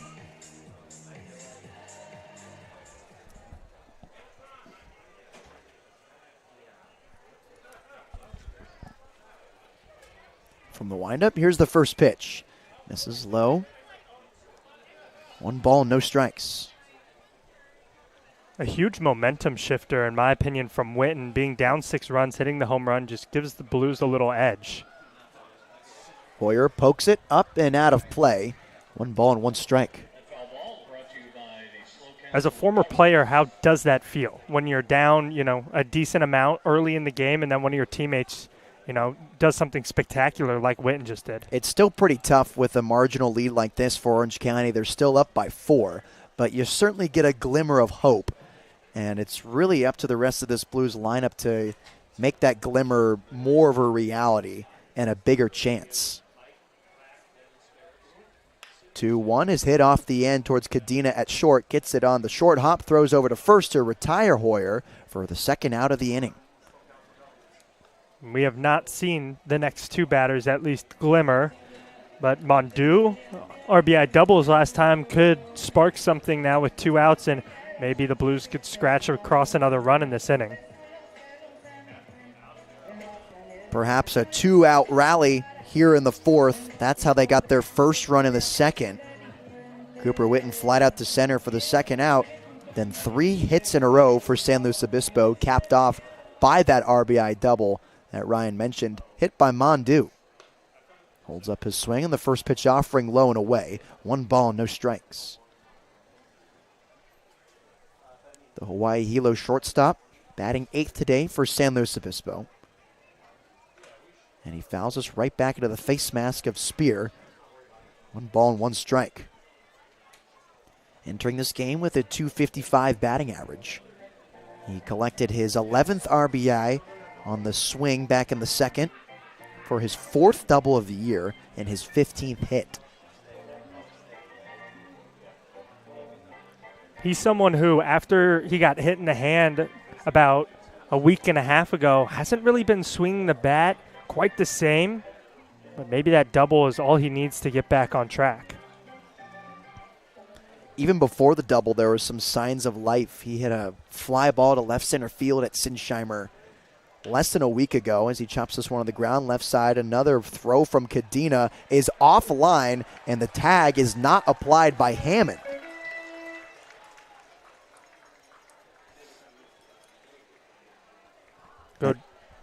It'll go down as an E6, and although not a hit, a base runner for the Blues. And at least what it does is if Estabrook can't reach safely, it flips the lineup over, and you have a good chance with the top of the lineup next inning to score. But Estabrook would love to get on and give the dangerous and speedy Jariah Lewis a chance, who's waiting on deck. We have yet to see the speed of Mondu on full display as he has no stolen bags, and Estabrook rips a base hit up the middle. Blues have something brewing with 2 gone here in the 4th. Just like that, top of the order, 2 on, 2 out. Base hit brings across a run. Something in the gap probably gets you 2 runs. Estabrook is pretty speedy, especially for a catcher. Jariah just looking to do damage. And I just love that approach. Just first pitch swinging. It's a pitch you love. Just throw a barrel on it. Don't have to get too cute and try to be too smart and work into account. If it's something you think you can hit hard and hit up the middle, then do that. That's what Estabrook did. The Blues also have a very patient approach. They take a lot of first pitches no matter where it is. Lewis is first pitch swinging here, and he sends this one up and out of play. No balls and 1 strike. They're not scared to swing first pitch at all, but different players have different approaches and game plans that they like to have when they go up there, and sometimes it's just take the first pitch, see what's happening. 0-1 to the leadoff man. Misses inside. 1 ball and 1 strike. Jariah entering this game with 6 runs batted in off his 10 hits. A 189 batting average before his 2 at-bats today. where he has popped out to second and popped out to center. 1-1 skips in the dirt. Spear has to race around Lewis, his former teammate. Get back to the pitcher, 2 balls and 1 strike. With that 2-out hit from Estabrook, the Riptide have a righty going in the bullpen. It's Sammy Pedosili. 2 balls and 1 strike to the San Jose Spartan. 2 runners on. He swings and pounds this one into the ground left side. Hackworth has got it. Flip over to first, and the side is retired. The Blues strand 2 runners off an error. They get a run from the home run from Cooper Witten. It's 7-2 OC heading into the 5th. For Ryan Giacomini, I'm Nate Mills on the Slow Blues Streaming Network.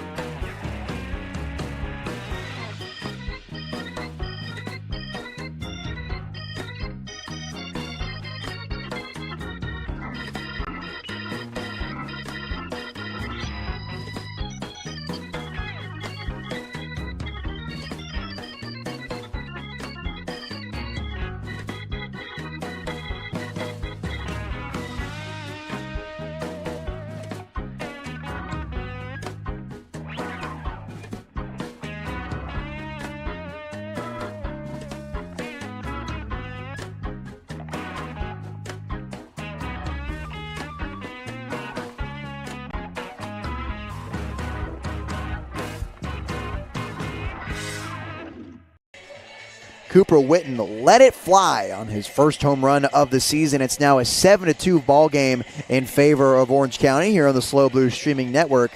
As we'd like to remind you that this inning is brought to you by Richardson.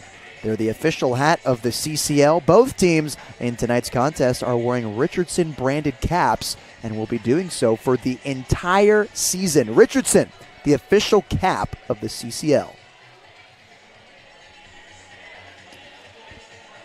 A mammoth blast gives the Blues some hope as they did strand 2 runners on base off the Mondu error in the Estabrook single.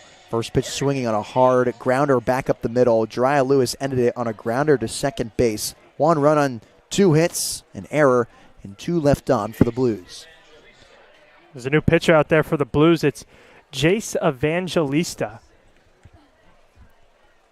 Evangelista comes into this game with 2 appearances, an 0-1 record. In 5 innings, he's given up 6 hits, 4 runs. All 4 have been earned, a walk and 4 strikeouts.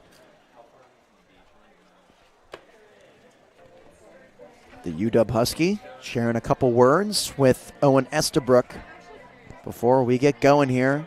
His first time entering this game. Had a good outing his last time on Saturday against the Alameda Merchants, where in an inning and a third he gave up no hits, no runs, walked 1, and struck out 1, looking to keep that up after having a rough couple of outings to start the season. Leading it off, it's Nathan Cadena. So Tierney's day is done. 4 innings pitched, 6 hits, 7 runs, 3 walks, and 0 strikeouts. Cadena today, he's looking for his first hit. He reached on error and grounded to short as he swings and misses at the fastball, elevated, 1 ball and 1 strike.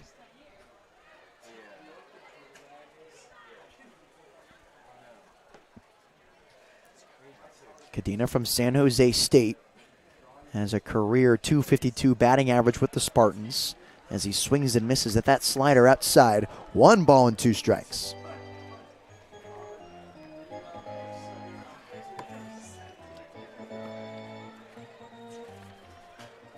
Evangelista completely engulfed in the shadows. Cadena in the sun on the 1-2. He swings and hits this in the air, right side. Lewis ranging back, leaps just short of the warning track, and grabs it for the first out of the inning.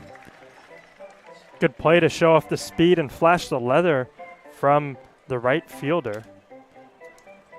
And Jiraiya just always looks so graceful running out there in the outfield, just ranging all over the grass. No surprise, as he always seems to glide on the base paths. Really speedy outfield that Dean Traynor has put together, and that's something he really likes. He really likes Max Lane out there as well because of how much speed he has. As the first pitch is taken to Rocco Gump, who's 1 for 2 on the day. With Hoyer in left, tons of speed. EJ in center, who we obviously know with all the stolen bases and rangy plays we've seen him make, has tons of speed, and Jiraiya Lewis as well. 0-1 misses in the dirt as Estabrook drops to a knee. 1 ball and 1 strike to Rocco Gump, tonight's third baseman, batting left-handed and hitting 6th for Orange County. A Chandler, Arizona native. 1-1 from Evangelista. Fastball nudging the outside corner. 1 ball and 2 strikes. To the Demon from Northwestern State. The biggest thing I've noticed with Evangelista since his first 2 appearances is that he's throwing all of his pitches for strikes. He's finding the zone, not giving up walks, not giving up free 90s, and it's made him more successful. Goes inside on the fastball. Little too much, though, as it almost hits his back foot, but it's 2 balls and 2 strikes to Gump. In his second to last outing against the Seagulls, he gave up 5 hits and 3 earned runs, only was able to strike out 1 batter and receive the loss in that game. 2-2 from Evangelista is poked on the ground on the left side, and it's through for a base hit. Diving attempt from Borba is not enough as Gump cruises into second base. Close call, though, on the throw to Jeffries, but he's in there safely with the 1-out double. 5th double of the year for the Northwestern State Demon. Hoyer took a wider angle than he needed to go chase that ball down the left field line. What this grass that Sinsheimer does is it just kills the baseball. It knows, it just picks it up so well and slows it down. Hoyer had overran his angle and was unable to make the play at second. Well, it appears in the outfield, if you can see on the cameras at home, there are different patches of grass all over the outfield. You see how there's different circles of Kentucky blue, and then there's some crabgrass ridden in there as well. That makes it difficult for the texture of the ball to have any consistency. So that makes playing the outfield extra difficult. As there's a runner on second and Rocco Gump, he recorded his 2nd hit of the day on the 1-out double. Checking his swing on the changeup is Luke Johnson. They say went around. 1 ball and 1 strike to the DH, who's 1 for 2 on the day. A single in the second, one of the 2 runs to come around to score there, and a pop out to Jeffries at second base. 1-1. That misses low. Dropping to his knees is Estabrook. 2 balls and 1 strike. Johnson, the rising sophomore from Cornell, native of Trabuco Canyon, California. No surprise that he is with the Big Red out in the Ivy League in upstate New York. As the 2-1 is crushed out to left field. Hoyer going back on it. His feet are at the warning track. He makes the grab and spins around as tagging up from second was Gump, and he reaches there safely. A nice grab from Bryson Hoyer to record the 2nd out of the inning. That got scary there for a sec. A very well hit ball right at that 380 sign in left center field. Hoyer did something you usually don't see a lot of outfielders do, is he turned and looked at the wall to check where it is. Usually you'll see them reach up with their glove hand and kind of reach for the wall with their other hand, or put their shoulder against the wall, find the wall with their body rather than their eyes, because you never want to take your eyes off the ball. And that's why it's always tough playing left field as a right-handed thrower, as a right-hander, because when you get a ball like that ranging to your left, your free hand is facing away from the fence. So there's really no way to judge where the fence is without putting your glove hand up. That's why in right, it's a lot easier to scale it. As checking his swing is Jack Hammond. Ball gets out of the glove of Estabrook. No balls and 2 strikes. And you mentioned that was scary. Almost thought it went out for a second. 360 feet, just right of that 380 sign. Very close to the wall. Hoyer made the play on the warning track. Huge gaps here at Sinsheimer as the 0-2 comes in. And another check swing from Hammond. He didn't go around. 1 ball and 2 strikes. And that's this. I like seeing this from Evangelista too. He's getting a lot of swings that aren't all confident from these Riptide hitters. A lot of half swings that just don't really know what's coming until the very end, and then it dives away. 1-2. Swing and a miss on the fastball upstairs for strike 3. First bottle of hot sauce for the day, and the side is retired. The Riptide get no runs on 1 hit, no errors, and they leave a runner on. It's 7-2 OC heading to the bottom half of the 5th. For Ryan Giacomini, I'm Nate Mills on the Slow Blues Streaming Network.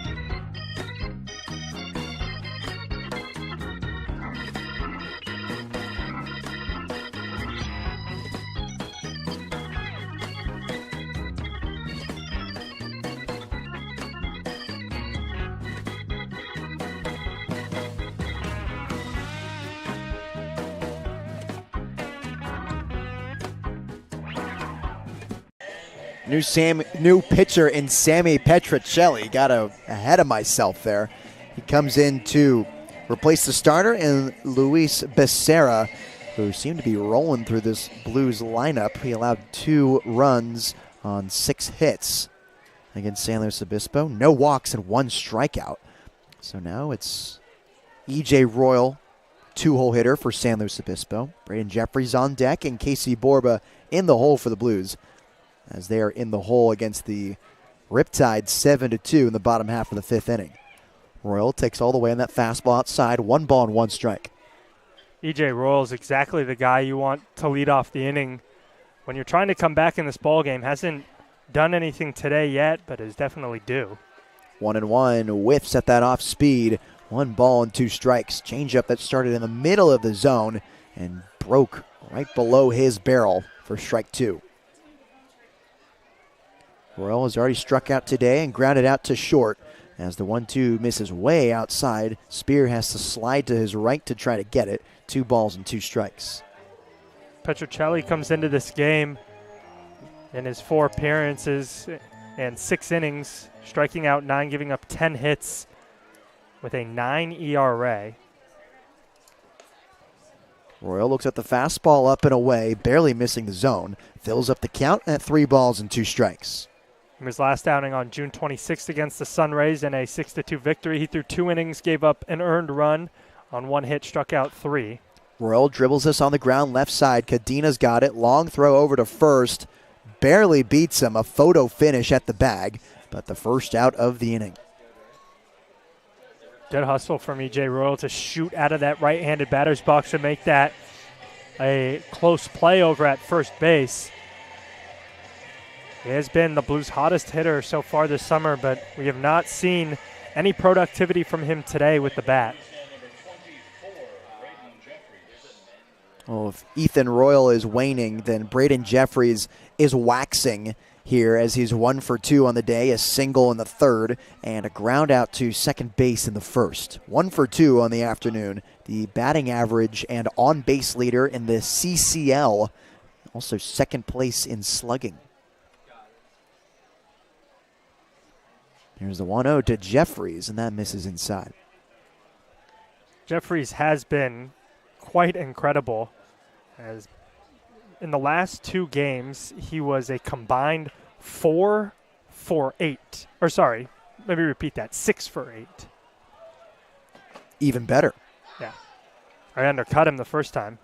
And then today he has a hit as well, so make him 7 for his last 10. Yep. 2-1, hit on the ground, right side. Hackworth, he's got it. Throw to first in time. Second out of the inning comes on a 4-3 grounder from Braden Jeffries. That's the second time he's done that today. 2 gone in the 5th for Casey Borba on the quest for his first hit of the day. He's given the shortstop the business today. A pop out to him and a ground out to him in the 3rd to end the inning. Sure. Borba would now love to smoke a ground ball right past the shortstop and get on base. Casey, a very pull-heavy hitter. And you can see that with the way McIntyre is playing in left field, playing pretty close to that line. As that first pitch offering kicks off the shin from Spear. 1 ball, no strikes. You can even see it on the infield. You have Cadena and Gump, who are heavily shaded to their right. Huge gap right back up the middle. 1-0, missing low again. Spear smothers it. 2 balls and no strikes. If I'm Borba, my approach up there is to try to hit one on a line, obviously, and try to hit it just right of second base. He goes the opposite way, but it's a flare down the right field line. But Brown can't get there in time as it lands foul. 2 balls and 1 strike.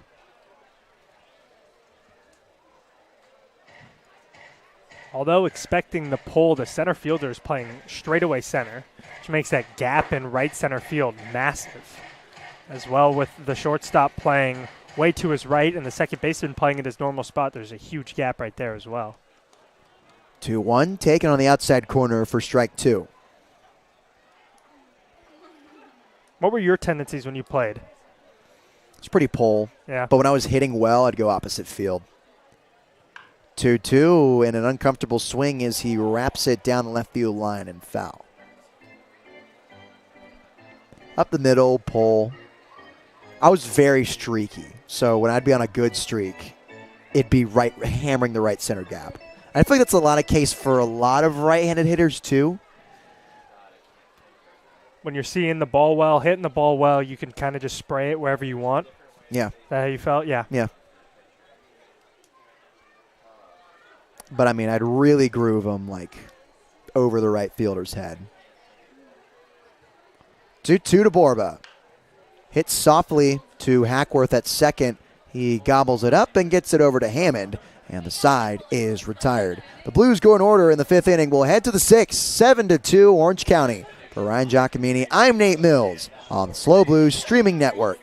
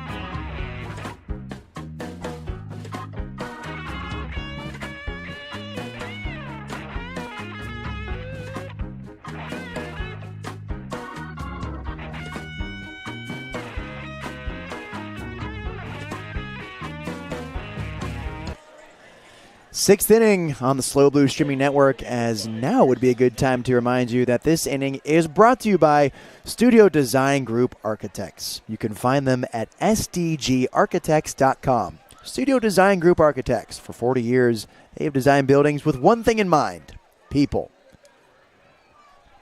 Fourth time we've seen someone land a tennis ball in the bucket in between innings. It was incredible. That is insane, as this one's hit off the end of the bat, skied into shallow left center. Bryson Hoyer calls everyone off, and there's the first out of the inning. Carson McIntyre pops out to left field. I mean, I was here last summer, and people would get close and they'd hit the bucket, and someone actually made it once. In this, I mean, we're approaching 3/4 of the way through the season 4 times in 3 games, too, right? We had 2 in 1 game one time. This left-handed hitting leadoff man, and Diaz takes a look at strike 1.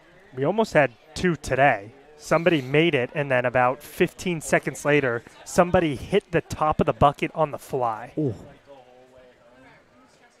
1 missing up and away. 1 ball and 1 strike to Michael Diaz, who is 0 for 1 on the day. He flew out to center, had a sac fly in the second, and walked in the fourth. Came around to score 1 of the 3 runs produced in that inning.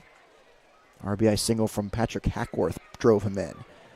As there's a looping swing over the changeup. 1 ball and 2 strikes. A beautiful pitch by Evangelista.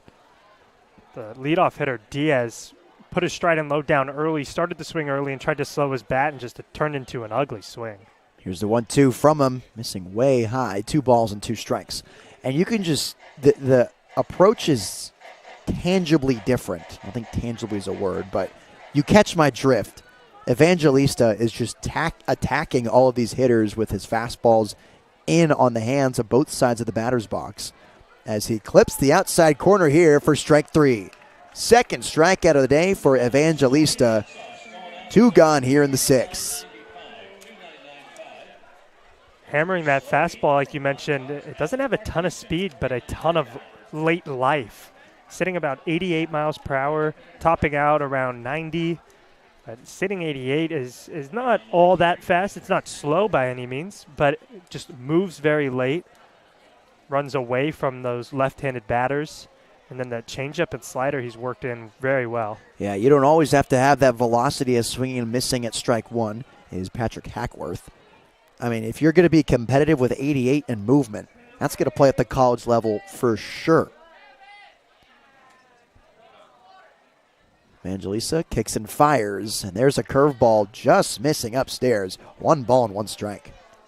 As he continues to get stronger, you'll see that velocity increase, and the pitches are only going to start moving even more. I wouldn't be surprised by the time he graduates if he sits about 91. 1-1, hit softly down the first base line and foul. 1 ball and 2 strikes to the second baseman. Just going into his sophomore year, so has 3 more years of eligibility left in him, and plenty of offseason to hit the weights, get stronger, work on his pitches, and really dial in the velo as well as the movement. High ceiling for the dog from Seattle. As this one's skied down the left field line, it will land into the Riptide bullpen. 1 ball and 2 strikes. As it looks like Sam Hasagawa gets hot with the body blade over his head.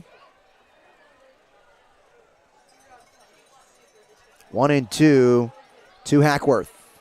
Missing inside. Nice scoop from Estabrook. 2 balls and 2 strikes.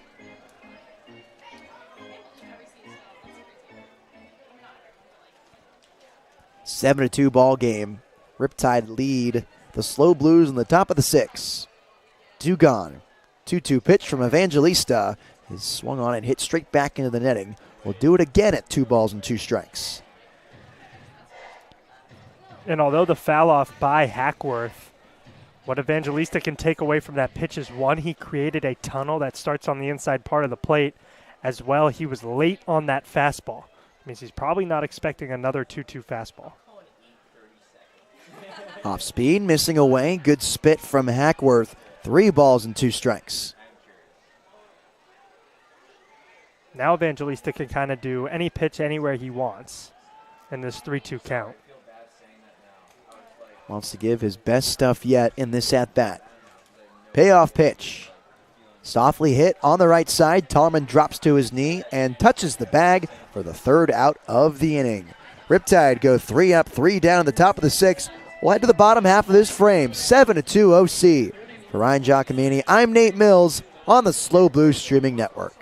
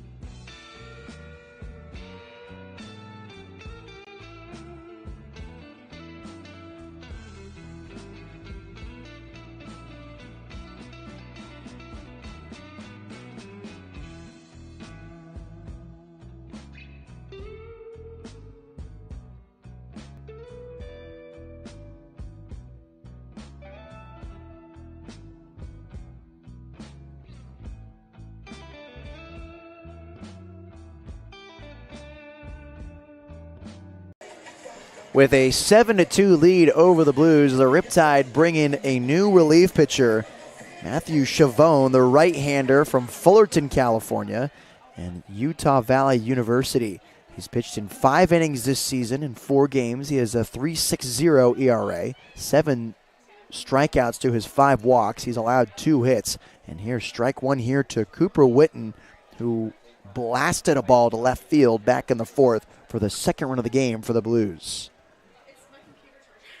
0-1 to Witten, and he waves at that changeup downstairs. 2 balls and no strikes. Getting ahead 0-2 to Cooper Witten. A tough matchup to have to face for your first batter. Does a good job getting ahead, as he hasn't really thrown a competitive pitch yet to Witten. Right on right matchup. No balls and 2 strikes to Witten. And that's a non-competitive pitch in the other batter's box. 1 ball and 2 strikes to the UW Husky. So Chavone has never worked more than 2 innings this summer. Last time he made an appearance was on June 26 against the San Diego Sunrays, where the Riptide won that one 6-2. He pitched in 1 inning, allowed a run off 2 hits, 3 strikeouts, and he faced 5 batters. Here's the 1-2, and Witten spits on that fastball for the Birds upstairs. 2 balls and 2 strikes. So it makes sense that the Riptide do have a left-hander in Sam Hasagawa going right now. Triton from UCSD. 2-2. Witten skies it into right center. Ranging to his right is Brown. From the shadows, he enters the sun and makes the grab for the first out of the inning. One gone now for Zach Tollerman, who's 1 for 2 on the day. A single in the second. He has came around to score one of the 2 runs in this ball game for the Blues, and then a pop out to Nathan Cadena, the shortstop, back in the 4th. Not a bad piece of hitting from Cooper Witten there. Just was a little out in front of it, hit it off the end of the barrel, and wasn't very loud contact. First pitch to Tolman. Kicks up some dirt for ball 1.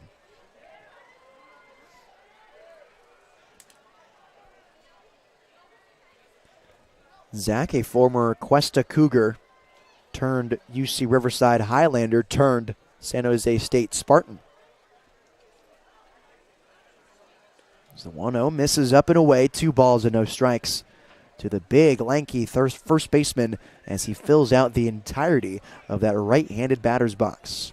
Wide stance, bending at the knees. Arms bent in front of his nose. Here's the 2-0 from Chavone. Missing way outside, 3 balls and no strikes. And that's where Chavone seems to be missing early on in this outing. Just keeps yanking the fastball away from right-handed hitters. He's only seen 2 of them so far, but I'm already noticing a trend here from the relief pitcher from OC. 3-0. Missing inside. That's 4 straight balls to Zach Tollerman. So a 1-out walk here for the Blues and a base runner on for Bryson Hoyer. Good patience by Tollerman. Get on base, knowing that he can't single-handedly bring the Blues back in this ball game. Just get on base, let the guys behind him get busy and do some work. That is the first walk issued to any Blues hitters this evening. It comes here in the bottom of the 6th inning, trailing by 5 to Orange County.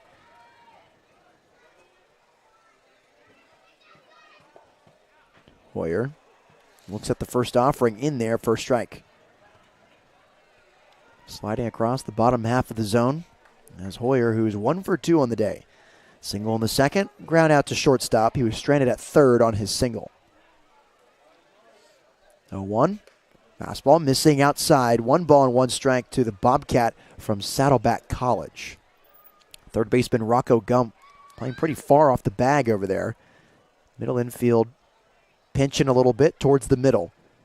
Outfield at regular depth. Left fielder McIntyre shielding the sun as he hugs the left field line. And Hoyer skies this one into shallow left center. Long run from McIntyre, only for Diaz to call him off for the second out of the inning.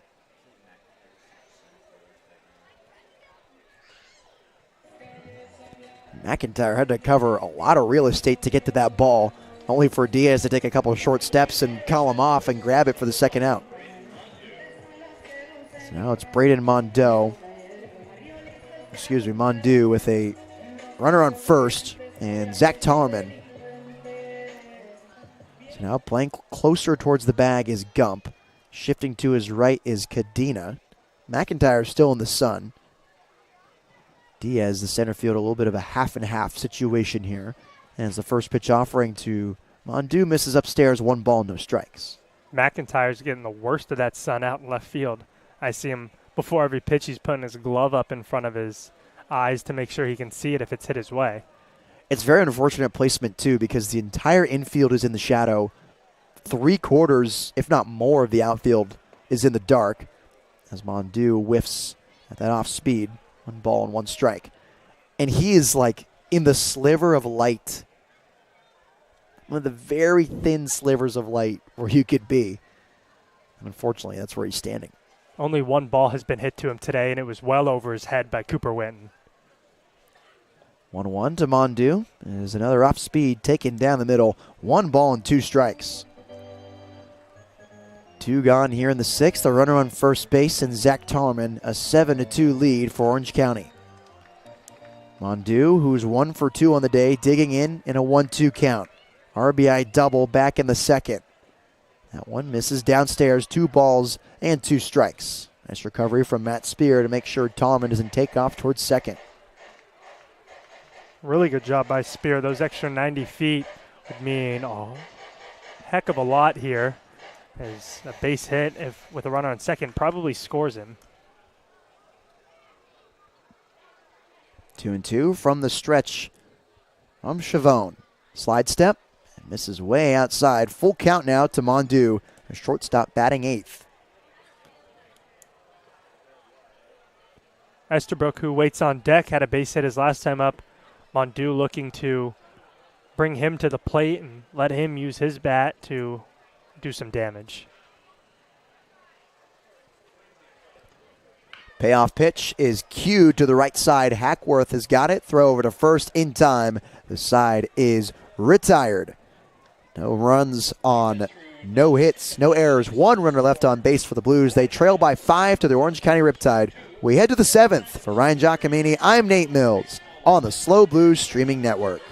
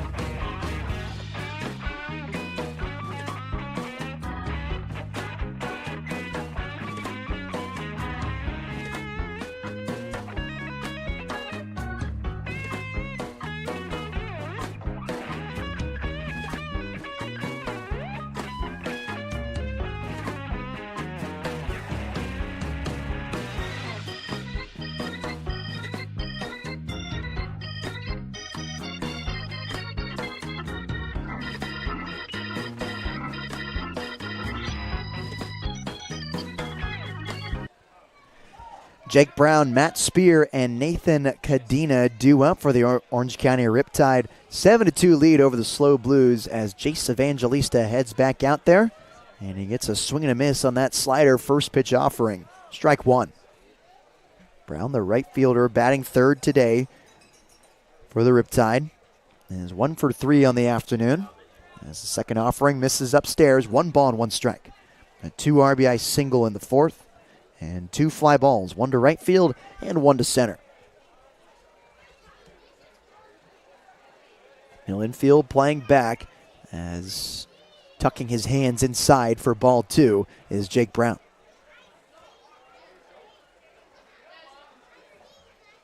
Brown entering this game 13 of 50 at .260 average. 13 Ks to his 11 walks with 4 extra base hits. 2-1 is waved at in the upper half of the zone. 2 balls and 2 strikes.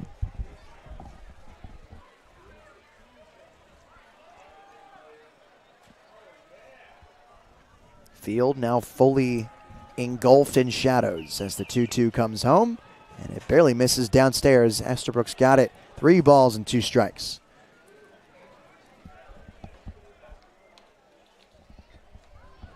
Payoff pitch from Evangelista as he dangles his right arm. Now comes set at the chest. Here it comes. This one's popped up, but it'll be out of play.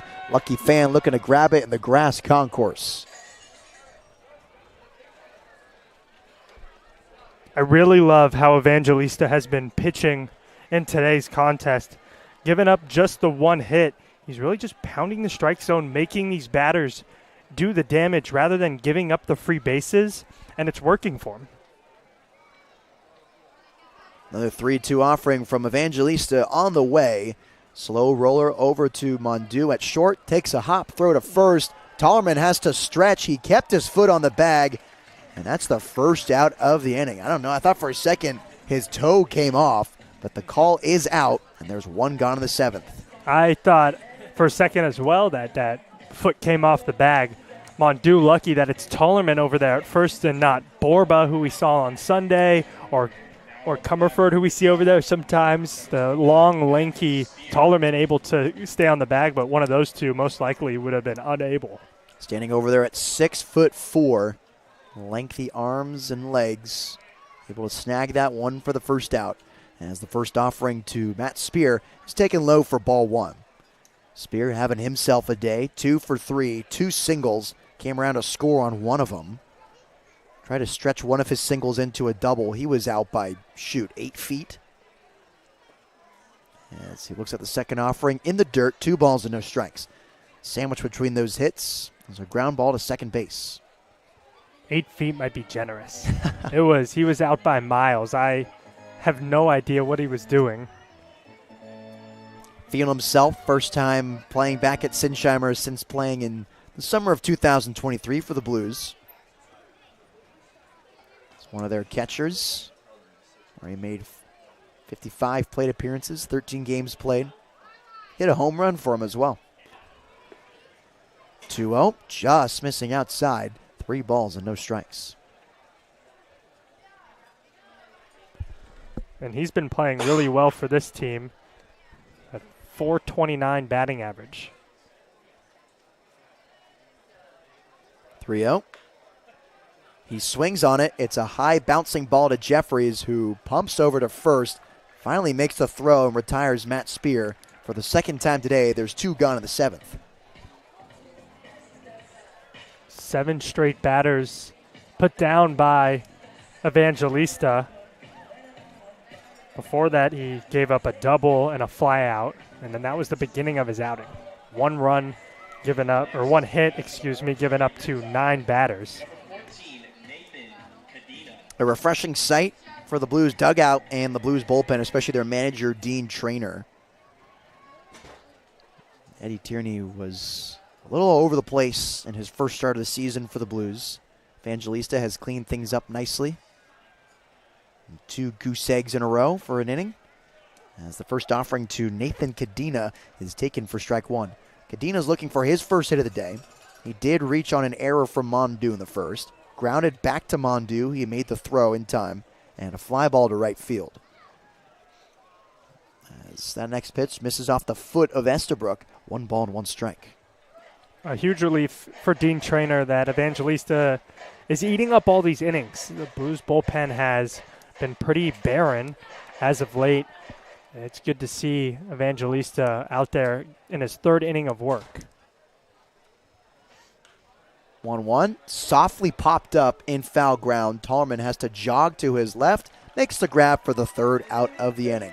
Time to stretch here at Sinsheimer Stadium as the Riptide lead the Blues 7-2. For Ryan Giacomini, I'm Nate Mills on the Slow Blue Streaming Network.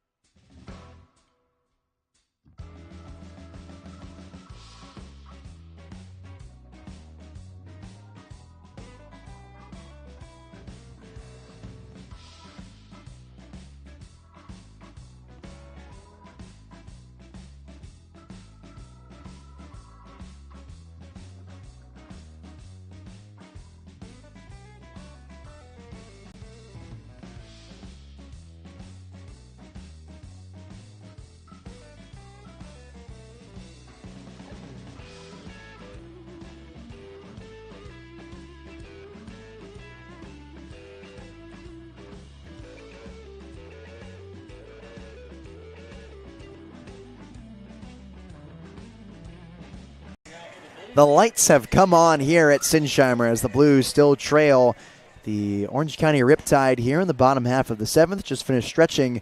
There's a new pitcher into the game. Chavon's day is done. It's now the left-hander from UCSD, Sam Hasagawa. As first pitch swinging again is Estabrook. It's a slow roller over to Gump, throws it over to first in time for the first out of the inning. 1 pitch, 1 out from the southpaw, born and raised in North County, San Diego.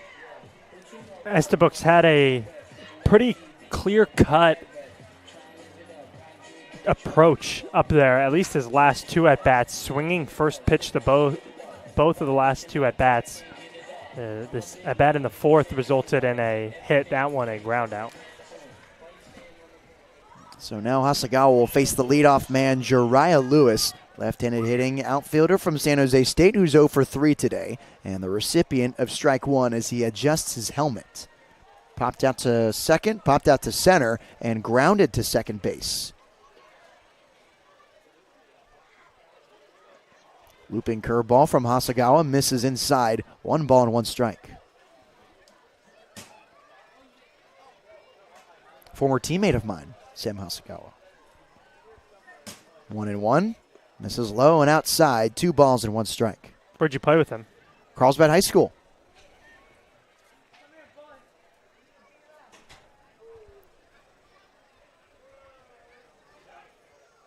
Here's the 2-1 to Lewis as that one's fouled straight back.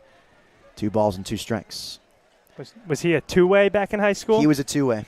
What did he play in the field? Outfield. Okay. We patrolled the outfield together. I remember when I was up as a sophomore and I heard rumblings about him on the freshman team. Like, this guy's a stud, man. And here he is. But he was mostly known as a stud with the bat because he can fly. And he's a good athlete. He can hoop, too. He played basketball at Carlsbad High School as well. And then eventually took on baseball full-time, where he now plays for the Tritons as Jariah Lewis chops this one back up the middle underneath the glove of Hackworth, and a base hit for J. Lou.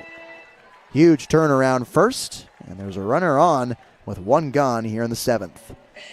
Not all that hard hit, but the Blues will take it. They need to start putting together some good at-bats and producing some runs.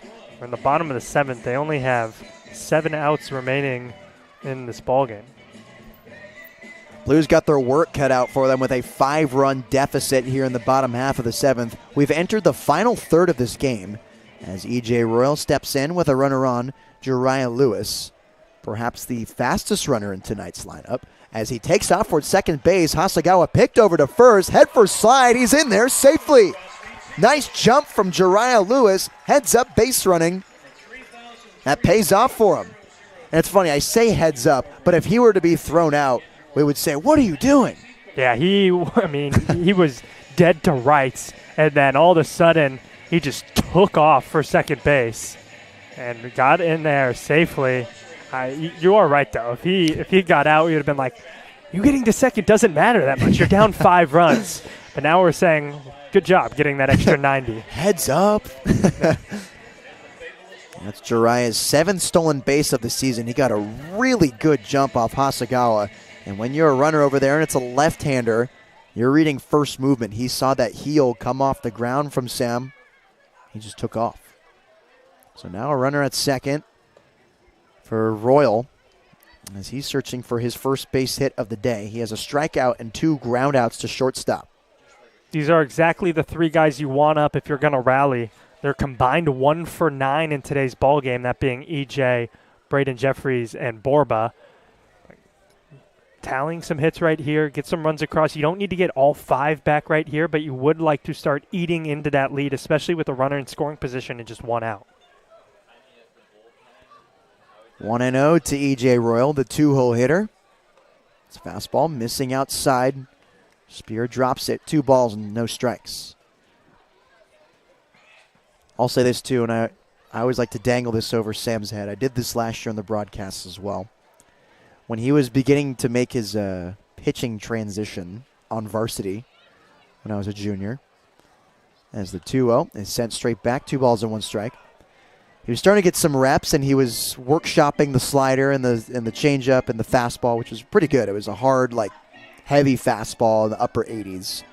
and we did an inter-squad one time, and he served me a fastball center cut, and dude, it was annihilated. Pick back to second, not in time. I don't doubt it. What is it like when you're in an inter-squad game like that and you hit a home run off, someone you're good friends with, which obviously is most of your teammates? What is the banter like the next couple of days? It's great. I mean, he was smiling at me right as I hit it. He turned his head and a huge grin across his face as I walked around to the bases. We just kind of laughed at each other. Which is very humble of him. Yes. Because he is a great kid. Yeah. I will say good egg. In fact, perhaps the best egg.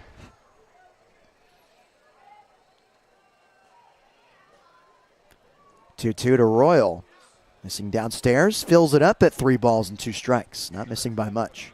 The fact that he's able to understand that it's an inter-squad, you hitting a home run doesn't mean anything in the grand scheme of things, but he can learn from it. He's happy for you that you made good contact with the ball. Payoff pitch to EJ is sent up and out of play. We'll do it again at 3 balls and 2 strikes. I mean, Sam is probably one of the smartest people in the stadium tonight, and obviously very mature, even as a sophomore in high school. Majoring in mechanical engineering at UCSD. Yeah, that's pretty smart. That just kind of just says it right there. Yeah. I don't know if he's the smartest. Trey Chase is sitting right behind us. I was just going to say that. 3-2. EJ Royal off the hands, floats this one down the right field line. It drops foul. Staying alive with 2 strikes. I was just taking a look at the out-of-town scoreboard. I'll do it later when we have a little more time, but the Menlo Park Legends did lose today, which means the Blues, if they were able to come back in this game, could take sole possession of second place as they came into this game tied. 3-2 again to EJ. Flares this one. Foul ground down the right field line. Ranging to his left is Brown. He's got it. Jariah Lewis tags up from second into third. He's in there standing. 2 gone now. A productive out as it gets another run 90 feet away for Braden Jeffries. Blues came into this game a half game back of the Legends for that second place spot and tied with the Stompers for third. With the Menlo Park Legends losing, their record drops to 8-8. The Blues, if they win this game, they'd improve to 9-8 and be a half game ahead of the Legends. Here's Jeffries, who's 1 for 3 on the day. Base hit off the end of the bat in shallow center field back in the 3rd inning. Sandwiched in between 2 ground balls to second base.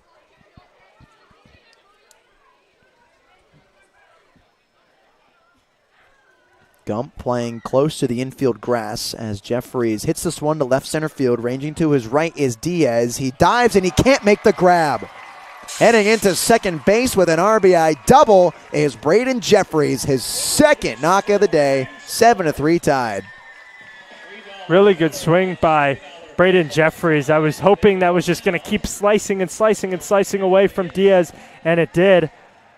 Another base hit for, as you called him in the 3rd inning, the hit collector. At 21 hits, that's insane. 21 hits. This is his 10th start of the season. That was also his 40th at-bat. So now it's Casey Borba, runner on second base, as he softly hits this one on the ground, left side. A few shuffles from Gump. The throw over to first is in time, and the side is retired. The Blues get 1 on 2 hits. They leave 1 on base and no errors. Heading into the 8th inning, 7-3 Riptide. For Ryan Giacomini, I'm Nate Mills on the SLO Blues streaming network.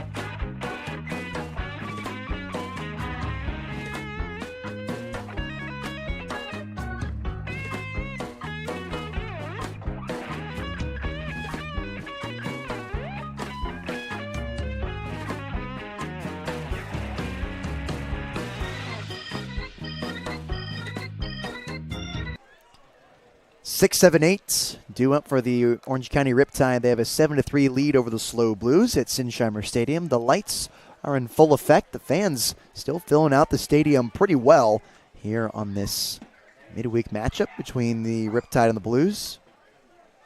It's Rocco Gump for his 4th time today. He's 2 for 3. A single, a double, and an unassisted put out from Zach Tallman at first base as he takes a look at strike 1 from Jace Evangelista, who heads out there for his 4th inning of work. Jack Sand gets loose in the bullpen, his teammate from the University of Washington, as missing outside. 2 balls and 1 strike to Rocco Gump.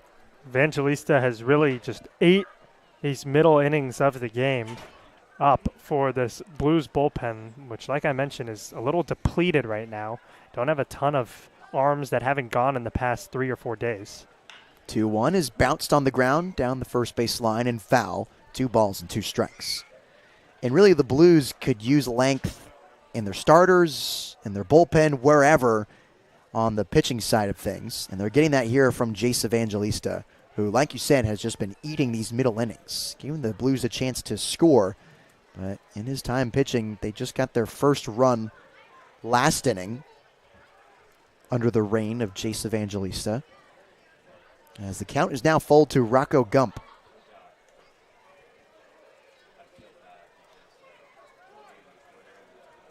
He comes set, left foot over his right. The right-hander kicks and deals, and this one's softly hit to Mondu. He leaps and makes the grab. Take another look at that athletic play from the shortstop. It'll be right in that top part of your screen as he leaps up to make the grab. What a play. Nice snag from Braden Mondu. There's the first out of the inning. And now it's Luke Johnson, who's 1 for 3 on the day. A single in the second, came around to score one of the 2 runs. Also popped out to second and flew out to left field. He shows bunt and pulls it back as Estabrook stops it on the backhand. 1 ball, no strikes. DH batting 7th tonight for Orange County from Cornell. And I got cut off on a nugget last time he was up. 1-0, high and tight to him, 2 balls and no strikes. It makes sense that he is a part of the Big Red after growing up in Trabuco Canyon, because his great-grandfather, his great-grandmother, his great-uncle, his grandfather, his grandmother, and his aunt are all Cornell graduates. Wow, that's pedigree right there. Isn't it? 2-0, scraping the outside corner, 2 balls and 1 strike. I mean, look at the Big Red lineage right there. First graduate came in 1929 with his great-grandparents. That's when I was born. 2-1 is taken in there for strike 2. Maybe if you're asking me. And then now you have the batter at the plate, Luke Johnson, who is looking to make it a 20. Strike 3 looking to Luke Johnson. 2 gone here in the 8th. That's the 3rd K of the day for Jace Evangelista. So this is actually gets crazier. So he's going into his sophomore year. His great-grandparents graduated in 1929, which means if he graduated in 4 years, he would graduate in 2027, almost 100 years later. 98 to be exact. Huh. But then his uncle in 56. That one misses outside.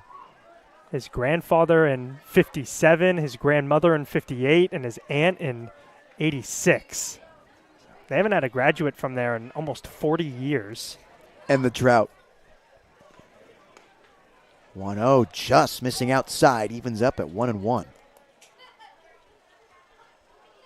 I think this is adorable too. Great grandfather and grandmother, both in 1929. They clearly met there. And then grandfather and grandmother, 57 and 58. Popped up and out of play for Jack Hammond. 2 balls and 1 strike. His father, Craig, didn't follow the lineage. Went to Pepperdine, but played tennis there and played professionally, and he was in the mid-200s ranked as a tennis player, yeah. There's strike 2 to Jack Hammond, 2 balls and 2 strikes, 2 gone.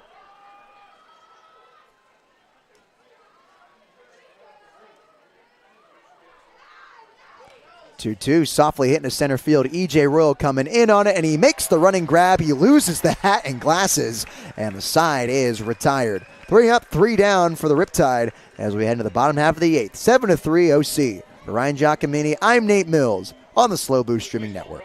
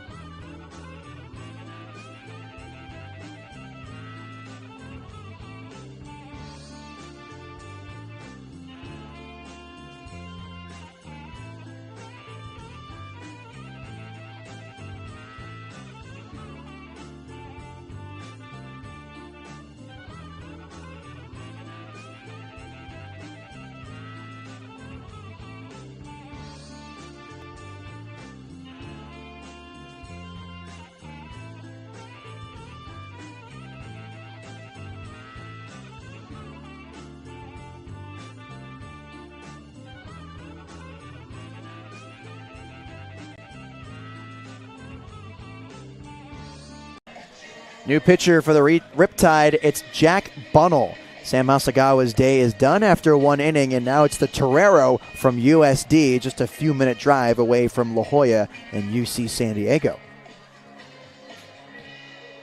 Bunnell entering his senior season with the Toreros. After growing up in Irvine, a local kid with the Tide. This summer for OC, he has a 2.25 ERA. He's pitched in only 4 innings with 5 strikeouts, 1 walk, and 2 hits. Last time he came out there, it was just an inning of relief over the Arroyo Seco Saints in their 14-1 victory. 3 strikeouts and 4 batters faced. Hasn't gone more than 2 innings this year, as have a majority of the Riptide bullpen, as he'll face Cooper Witten, Zach Tarman, and Bryson Hoyer here in the bottom half of the 8th. Witten, first pitch swinging, flares this one up and into the grass concourse. No balls and 1 strike. Witten wants that one back. That was a hanging first pitch sweeper, and he was just underneath it. Witten's been seeing it awfully well his past 3 starts. He had a homer down the left field line back in the 4th inning. 0-1, skipping in the dirt. Nice pick from Spear. 1 ball and 1 strike. Witten has an extra base hit in each of the last 3 games he's played, and they've all been different extra base hits. Today, a home run. Last game, a double. 2 games before, 2 triples. 1-1 to Cooper. In there for a strike. Didn't like that one as he bends at the knees. So maybe next game, if he gets a single, that's some distorted variation of the cycle. Maybe. Stay tuned. 1-2. Missing low. Evens it up at 2 balls and 2 strikes. 2 things we need to address right now. 1, for all of those you may have been waiting, I don't think the moon's going to make it in time for the game. Unfortunately not. But look at this sky here at Sinsheimer. It is gorgeous tonight. That is textbook baseball sky. You really can't write it up better than this. The cotton candy look, the blue fading up into the lavender hues. It is gorgeous. I do miss the moon, though. I do, too. just a shorter game today. Yeah. I mean, we're not done yet. No. You never know. 2-2 to Witten. He checks his swing, and they say he didn't go around.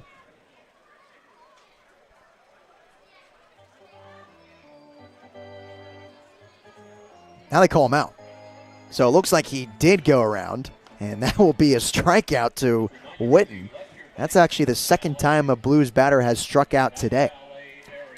It's kind of a weird situation on the check swing, drop third.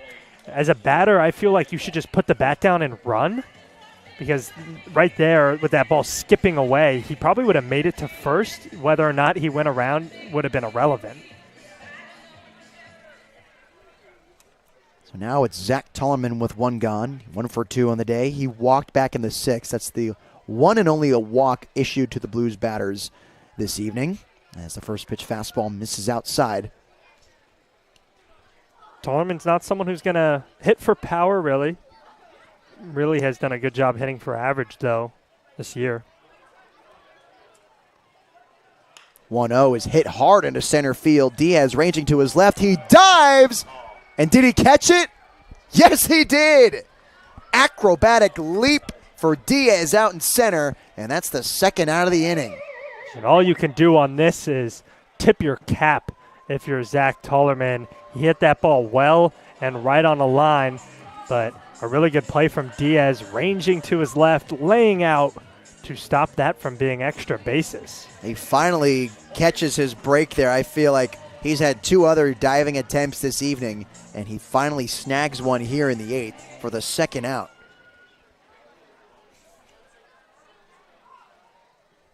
So now it's Bryson Hoyer for the 4th time today. 1 for 3 on the evening. As that fastball clips the outside corner. No balls and 1 strike. Now the Blues need to try to tack on some runs late in this game with 2 outs. Still have the 9th inning to score, but wouldn't like to leave a 4-run deficit to go into the 9th.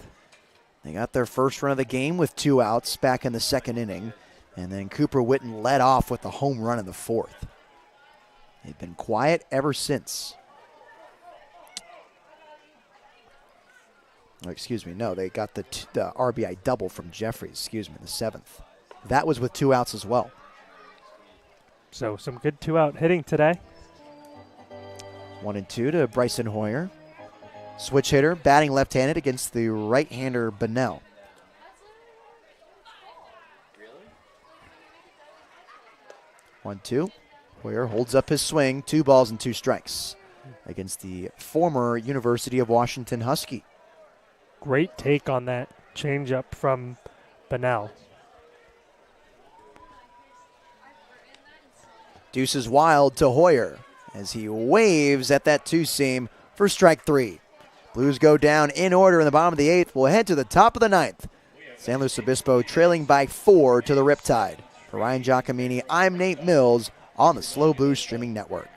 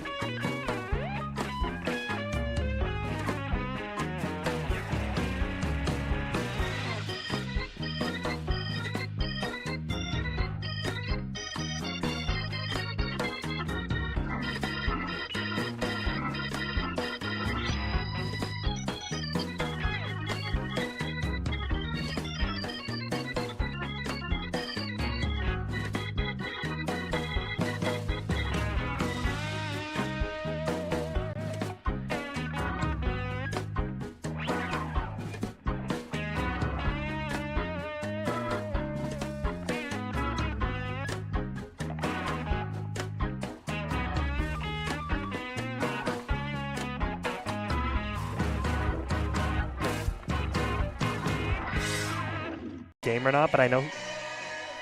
New pitcher in for the Blues. It's Jack Sand. Jace Evangelista's day is done.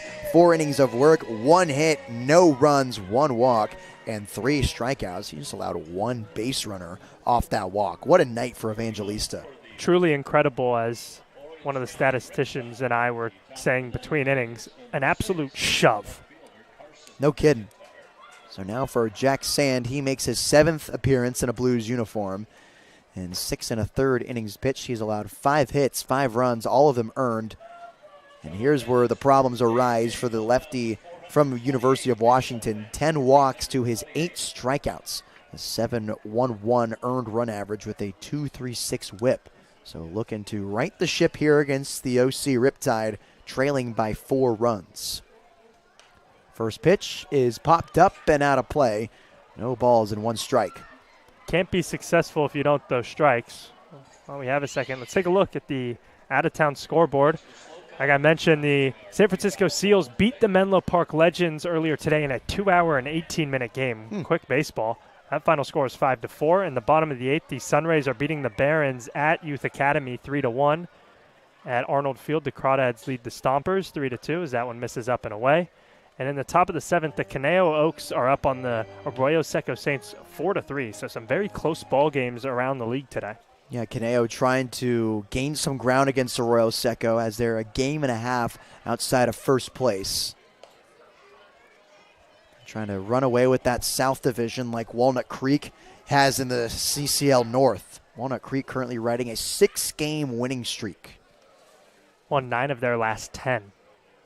3.5 over the Menlo Park Legends, who have sole possession of second place, as that one shoots through the infield for a base hit. Off the hands of Carson McIntyre, there's his first knock of the day, and a leadoff base runner for the Tide. Not much you could do there. You got not a great swing on a 3-1 count that jammed the 9-hole hitter. He was able to get a little handsy and shoot it up the middle for a base hit. So now it's the leadoff man, Michael Diaz. He's hitless today. He does have a sacrifice fly, and he walked in the 4th. He came around to score there. Struck out looking last time he was up against Evangelista, one of his 3 victims. As he takes a look at ball 1 here from Jack Sand. 2 arms getting hot in the Riptide bullpen. So again, we've talked about how not many relievers for them go more than 2 innings. Short lead at first as Sand gets a soft grounder to the right side, and that goes through for a base hit. McIntyre advances up to second, and that was just some unfortunate placement there for Braden Jeffries as that got into the outfield with ease. Definitely unfortunate for Jeffries. I was a little surprised Tollerman didn't go after that ball. It was only a few steps to his right, and he was in on the grass, but it wasn't hit that hard. I was surprised he didn't at least make an effort to go get it. And Sand, I saw, was hustling over to first base, so could have had the opportunity to still get at least 1 out had he made the play. Runners on first and second, still no one gone here in the top of the 9th inning. And Patrick Hackworth takes a look at strike 1. Hackworth was hit by a pitch, came around to score there, reached on a fielder's choice, got an RBI single in the 4th, advances second on the throw, and grounded out to Zach Tollerman at first to end the 6th inning. Here's the 0-1. He shows bunt, pulls it back as that breaking ball kicks off the foot of Exterbrook. Runners move up a station each, and now there's 2 in scoring position for the Tide. Unfortunate when you're trying to come back in this ball game. Let a ball get to the backstop. With no outs, you have 2 runners in scoring position. So now infield playing in on the grass, no one out, runners on second and third. Sand comes from the windup and misses upstairs on the fastball. 2 balls and 1 strike. In the 3 at-bats Sand has had, he has yet to get ahead in a count. He's fallen behind in all 3. Here's the 2-1. That one missing high again. 3 balls and 1 strike from Sand.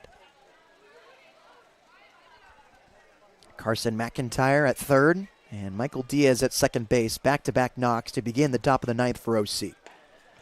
Missing way outside, and there's ball 4 to Hackworth. So the base is now loaded for Jake Brown, 3-hole hitter for Orange County.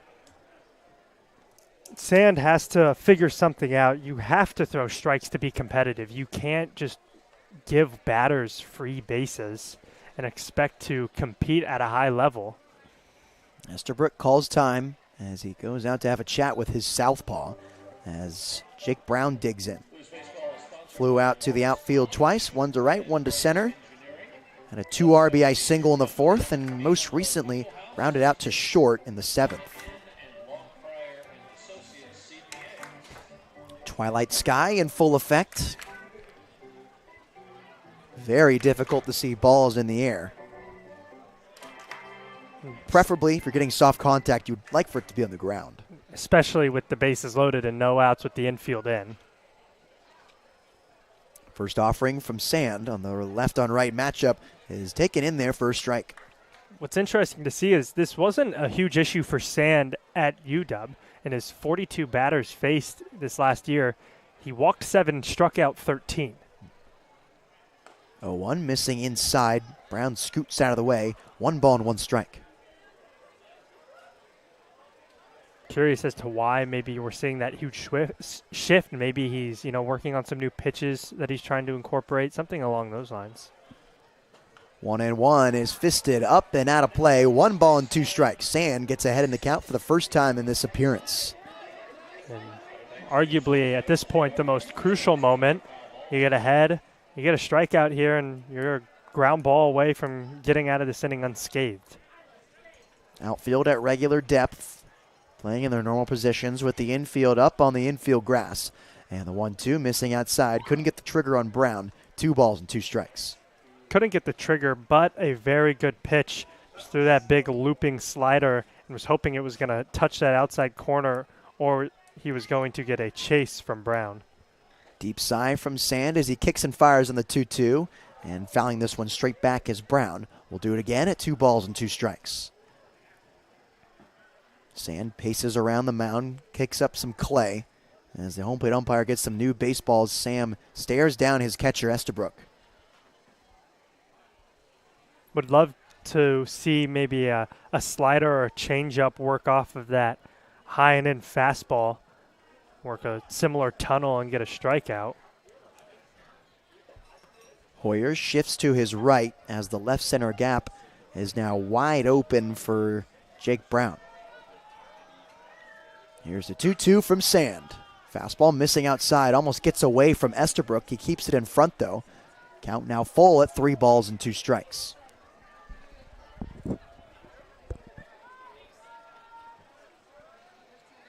Sand pumps his right leg, and the southpaw delivers. 3-2, missing up and away, and Sand walks the bases loaded.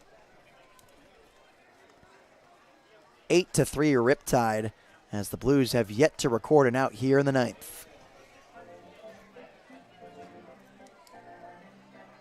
Dean Traynor is going to come out and talk to his lefty. There's nobody getting loose in the Blues bullpen, however. You got to think that Sand's probably going to have to work through this bases loaded with nobody out jam. You just got to find ways to get the ball out over the plate. If you're Sand, he really has had some rough outings recently. He had an outing against the Crawdads where he came in, faced 3 batters, walked all 3 batters, and then got pulled from the game. He didn't even record an out. It's just something that really, if you want to compete at a high level, which the Blues want to do, you can't really have that. During the mound visit, it'd be a good time to tell you that this inning is brought to you by Plan Perfect. Be sure to contact Sherry Tollerman at 949-223-8397. That's Sherry Tollerman at 949-223-8397. Or you can find her at planperfectretirement.com. Plan Perfect, corporate retirement plan specialists. Nice slider there from Jack Sand to get Matt Spear fishing. No balls and 1 strike. Spear has 2 singles and 2 groundouts to second today. See what you did there? Spear fishing. Nice job. Missing inside. Spear tells the runner at third to hold up. 1 ball and 1 strike. Sometimes I put 2 and 2 together and make 4. Infield still playing in with the bases loaded. No outs here in the top of the 9th. as Sand goes back to the slider. Doesn't get a swing there. 2 balls and 1 strike to Matt Spear. Nobody out. Back-to-back base hits and then back-to-back walks in the 9th. 2-1 missing low to Spear. 3 balls and 1 strike from Jack Sand.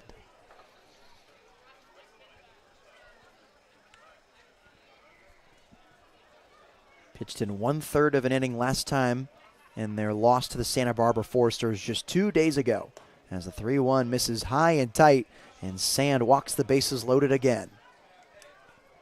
9-3, OC Riptide in the 9th.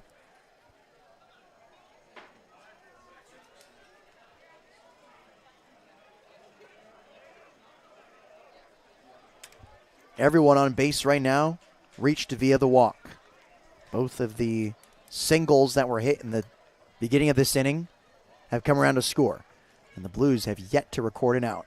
As a right-hander is now getting loose. Fastball misses away. 1 ball, no strikes. That right-hander, shortstop Gavin Constantine. That's what I thought I saw. Yeah. Here's the 1-0 from Sand. Missing away. Frog with a tennis racket in Esterbrook's mitt as that gets away. He keeps it in front. 2 balls and no strikes.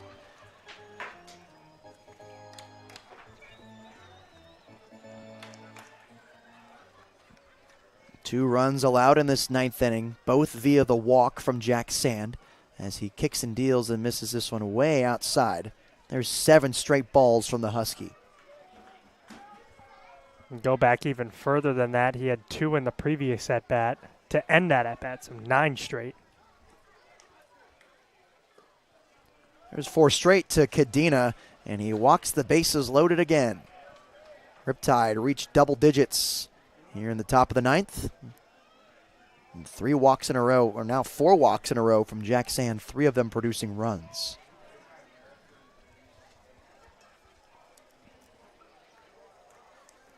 Still no outs here in the 9th inning. Jack Sand's at 27 pitches, 19 balls to his 8 strikes. As that one misses for ball 1.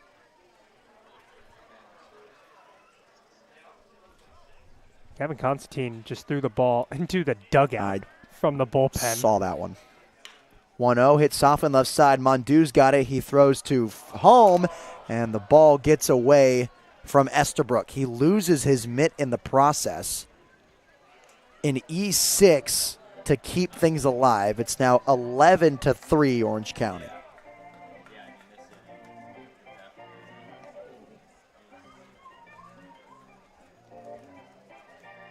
Just a disaster of an inning for the Blues.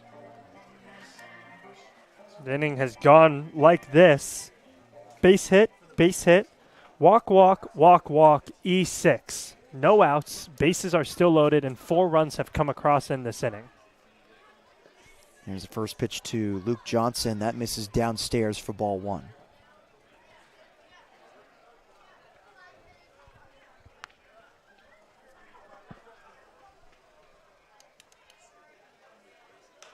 One-0 is sent into center field. Royal having trouble finding it. Takes a few steps to his left. He gets it. Tagging from third is Spear. He comes in with no problem. A sacrifice fly from Johnson. But the Blues finally get an out here in the 9th. It's 12-3 Orange County.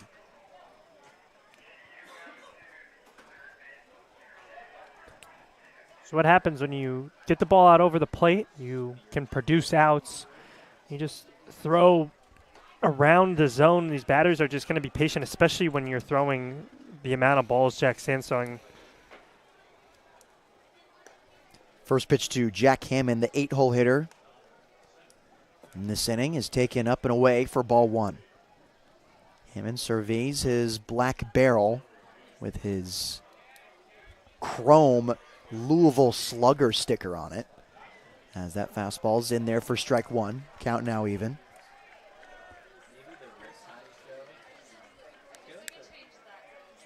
Hammond from Long Beach State, a Skiatook, Oklahoma native. As that misses outside, 2 balls and 1 strike.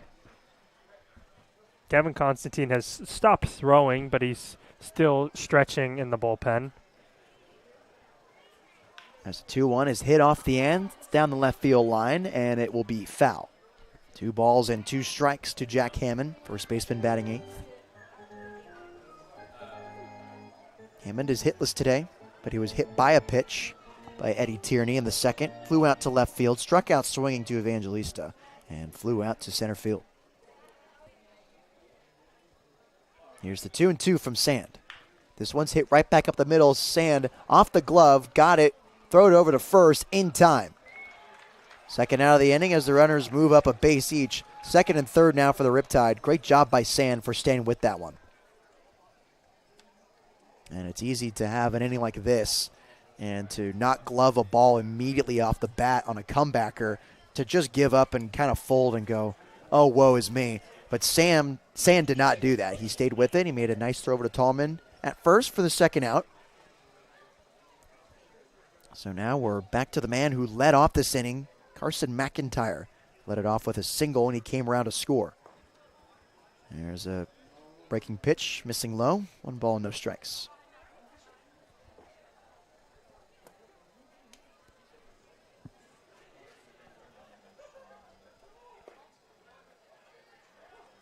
Another one in there for strike 1.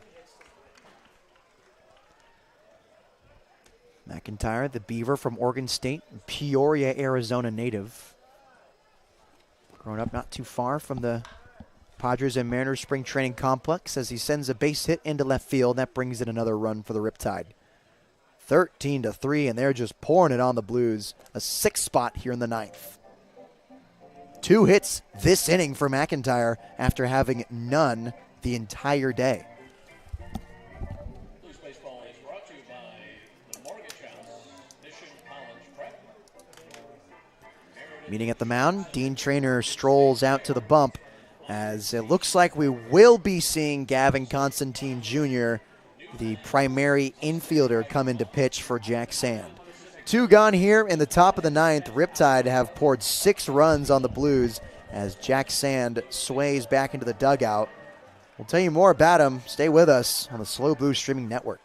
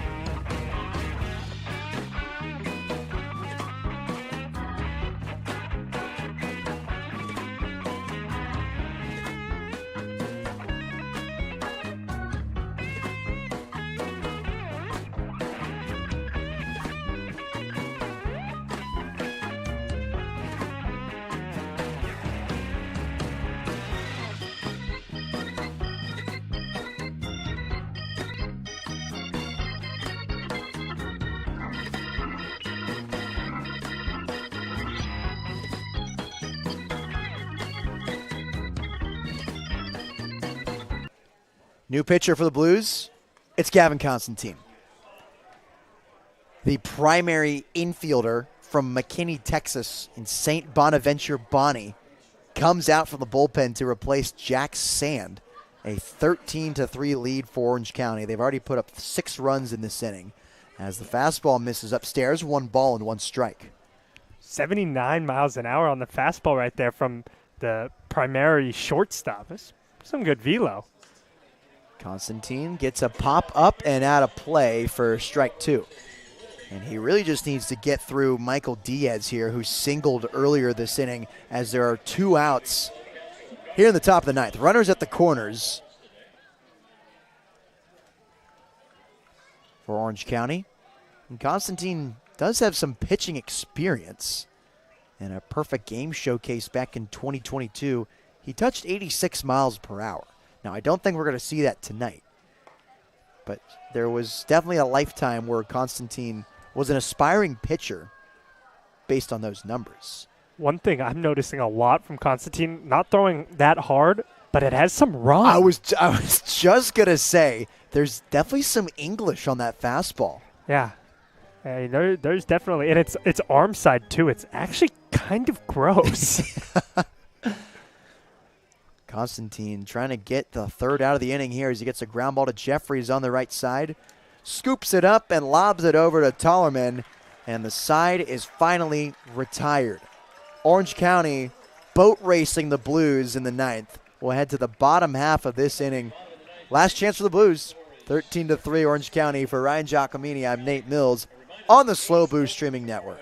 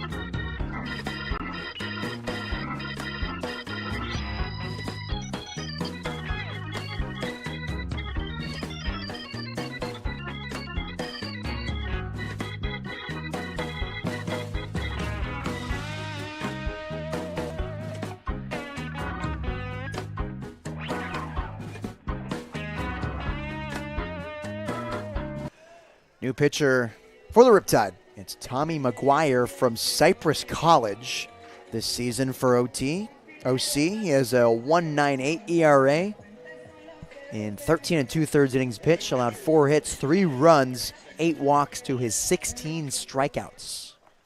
This is his 7th appearance this season as he faces Braden Mondew, the shortstop from Hawaii Hilo. Mondew looks at the first offering inside as he kicks his right foot out of the way. 1 ball, no strikes.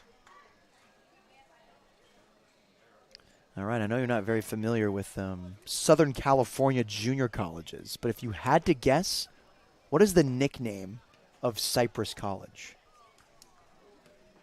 I will tell you this. It's an alliteration. It's nothing funky, but it is an alliteration with Cypress. It's no fighting artichoke like Scottsdale. Let me take a second to think about it. I'll get back to you. 1-1 is swung on and missed for strike 2.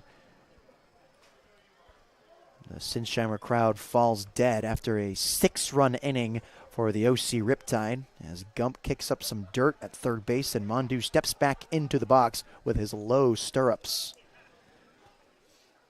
There's the 1-2 from McGuire. He kicks and deals, and there's a fastball taken for strike 3.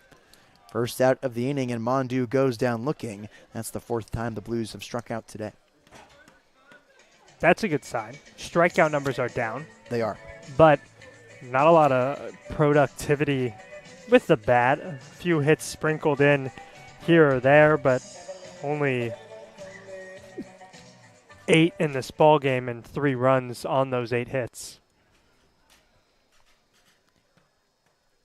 Blues have stranded 7 runners on base as Owen Estabrook steps up for his 4th time today. Single, ground out to second, and a ground out to third. I have my guess. What we got? I'm going to go with Chips. Chips? Yeah. 0-1 to Estabrook. Swung on and missed for strike 2. That is not correct. Okay. It's not funky. Like, I'm not even, like, trying to trick you. I just want to see, like, what you can come up with. An alliteration with Cypress. The Sipes. That's honestly not a bad guess. 0-2 to Estabrook. Down the middle for strike 3. Back-to-back Ks for the Blues. 2 gone here in the 9th. They both go down looking. The Chargers. Okay. That's their nickname, you said? That is their nickname. Okay. Yeah.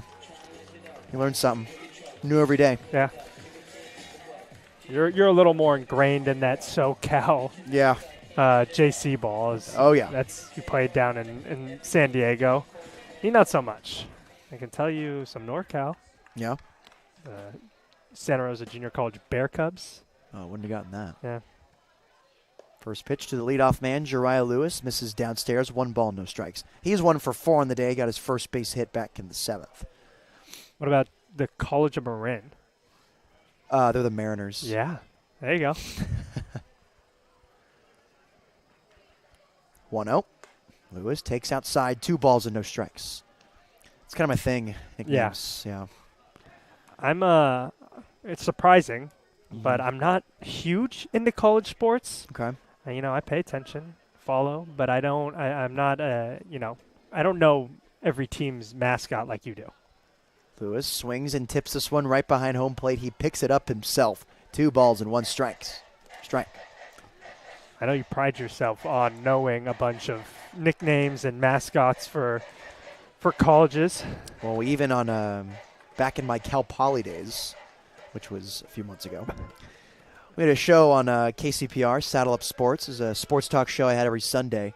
My co-host Sergio Romero and Mark Robinson, the pregame show co-host, would play a game and try to guess the nicknames of each of the schools that Mark would give us. And I'm going to be honest, I love Sergio Romero, but I would boat race him morning in and morning out. 2-1, and Jariah Lewis takes a hack at that fastball up and outside. 2 balls and 2 strikes. So what I'm hearing is in a life or death situation, Sergio Romero's not the guy to go to with college nicknames? Yeah. All right.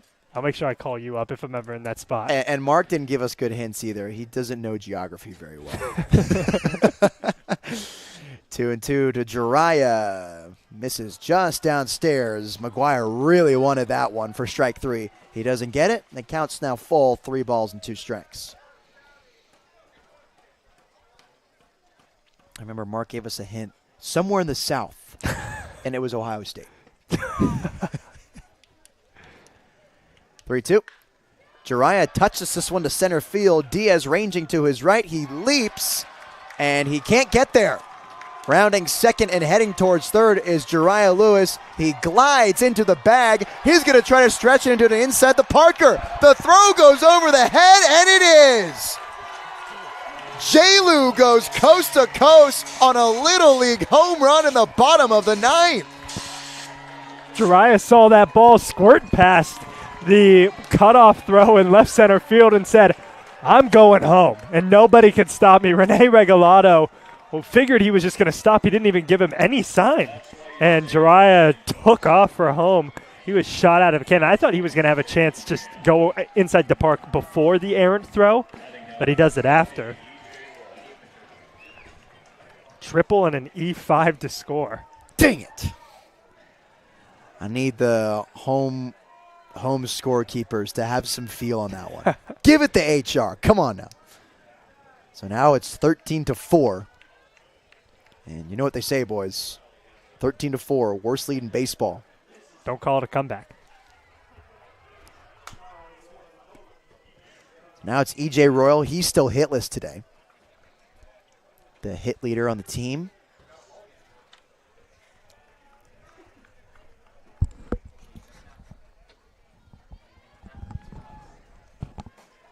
Royal struck out swinging, grounded out to short twice, and popped out to right field. As a few Blues fans hit their boom whackers together, with 2 gone here in the bottom of the 9th. A 2-0 count to EJ, with Braden Jeffries waiting on deck. 2-0, and Royal spits on that one. That kicks off the backstop and hops right behind home plate. 3 balls and no strikes to EJ. You mentioned EJ Royal's hitless. Going back through the games I have in my scorebook, the last time EJ didn't get a hit at a home game was June 8th, almost a month ago. Wow. Royal looks at that fastball in there for strike 1. If I'm not mistaken, he didn't get a hit in the second game against the Crawdads in Walnut Creek. I wasn't there, but at least at home, he has been on quite the hitting streak. 3-1 is taken for strike 2. Blues down to their last pitch here, trailing by 9 now after the Jariah Lewis triple with the errant throw. 5 errors combined on the night. Just call it an inside the Parker. Yeah. It's more fun. Just keep it a secret. Yeah. 3-2. And Royal crushes this one out to left field. Going back is McGuire. Hits off the wall. That was smoke to left field. That's a 2-out double to Royal, who does his dance at second. Like I said, don't call it a comeback. 105? 95, excuse me. Oh, I man. heard wrong. I almost just shot up out of my seat hearing 105. That was going to be the highest exit velo we've seen all season. Yeah, ball was crushed. I thought it's really hard to see from the press box up here, and we both thought it was gone. Yeah. But the left fielder made it look like it was gone too. He kind of like stood against the wall and looked up, and then it was just at his feet. He keeps the streak alive. There you go. Extra base hit for EJ Royal. He maintains his status as the XBH leader on the Blues. And as our assistant general manager just said, we've got a ball game.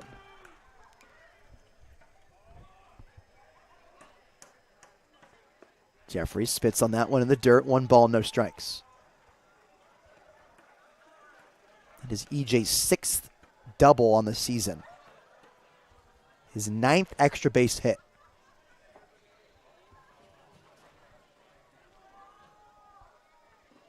Here's the 1-0, and Jeffries watches that one bounce pass over the plate. 2 balls and no strikes. We didn't mention it at all. Tomorrow is a firework night. Absolutely. Make sure Get here early. get here early if you have tickets. If not, it's already sold out. Yeah. But you can watch it here. We'll have the game for you. We'll stay live. We'll do the fireworks after the game. We'll keep the music on. 2-0 is sent straight back. 2 balls and 1 strike. Fireworks will start about 15 minutes after the final pitch of the ball game. Like I just mentioned, we'll keep the audio on. You guys will get to hear the music we play, and then you'll see the fireworks shoot up into the air. It's quite a sight. First one a few weeks ago is the first time I've ever seen a Blues one, and it caught me off guard. It's fun, right? It is very fun. Very, very professional fireworks, and they go on for quite a while, Yeah. too. I was kind of expecting not to, undershoot the Blues organization, but I was expecting like a little, 3-5 minute show. It was Sure. like a 10-minute No, show. yeah, it was impressive. legit.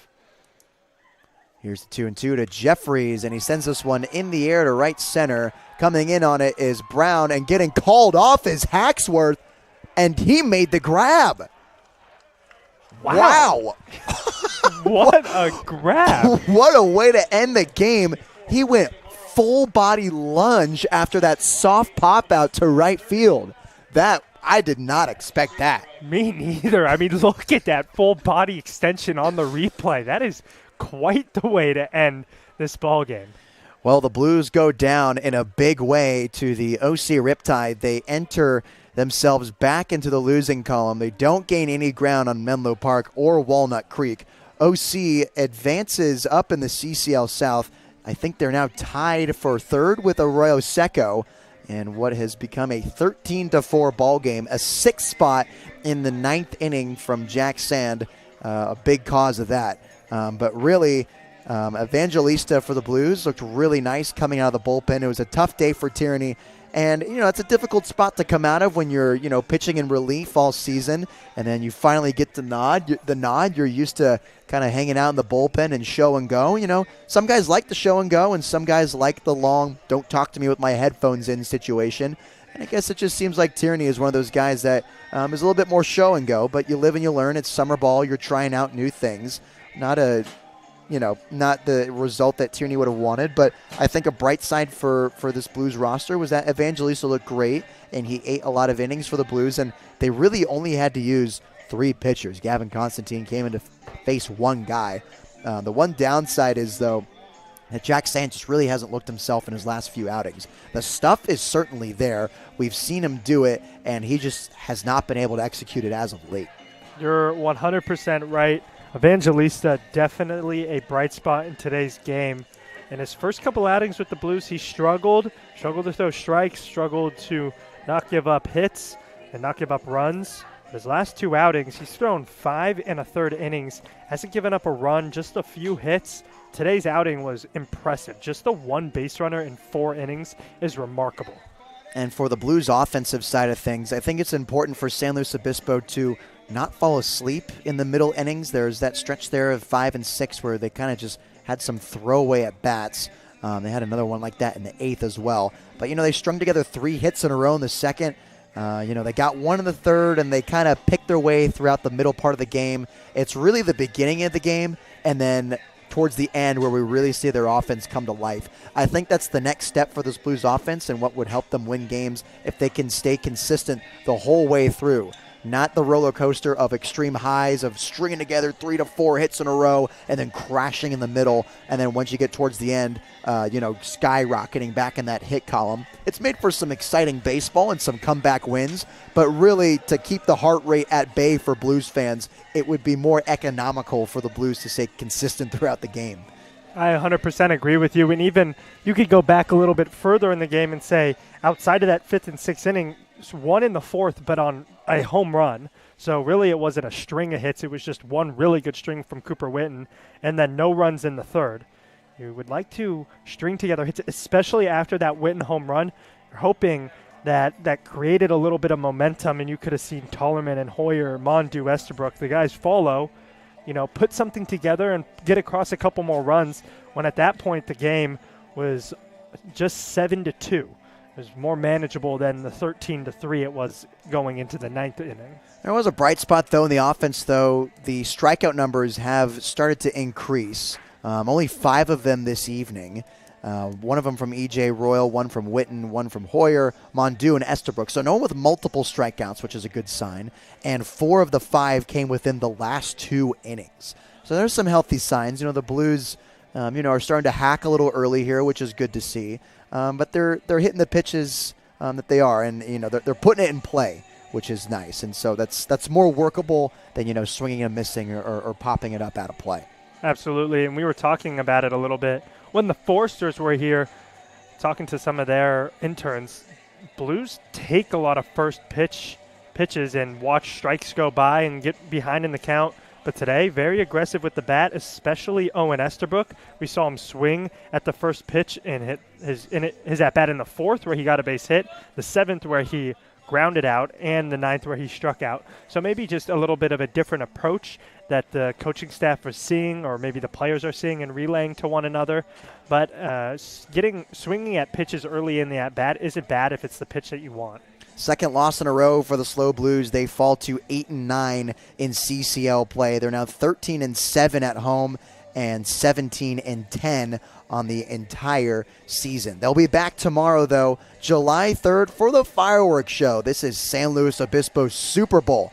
Gates will open at 4:30 instead of 5 p.m. so fans can get in early for the fireworks show. Be sure you do that exact thing. Get early for the parking. Make sure you have good seating. You're fed well with the snack bar. There will be Blue Score, U Score pricing before first pitch. Get settled in and dialed to celebrate the independence of the United States with the fireworks show against the rivals from down south, the Santa Barbara Foresters. And then after that, the Blues will go down to Santa Barbara on July 4th, then host the Saints on July 6th and 7th. That's a Saturday and Sunday game. But for now, the July 3rd game tomorrow, be there, be square. Up next for the Riptide, they will host the Academy Barons, will go to Conejo to face the Oaks, and then come back to San Luis Obispo on July 9th. Thanks for listening to this edition of Blues Baseball on the SLO Blues streaming network. The Blues dropped this one 13-4 against the Orange County Riptide. For Ryan Giacomini, I'm Nate Mills. Thanks for watching and have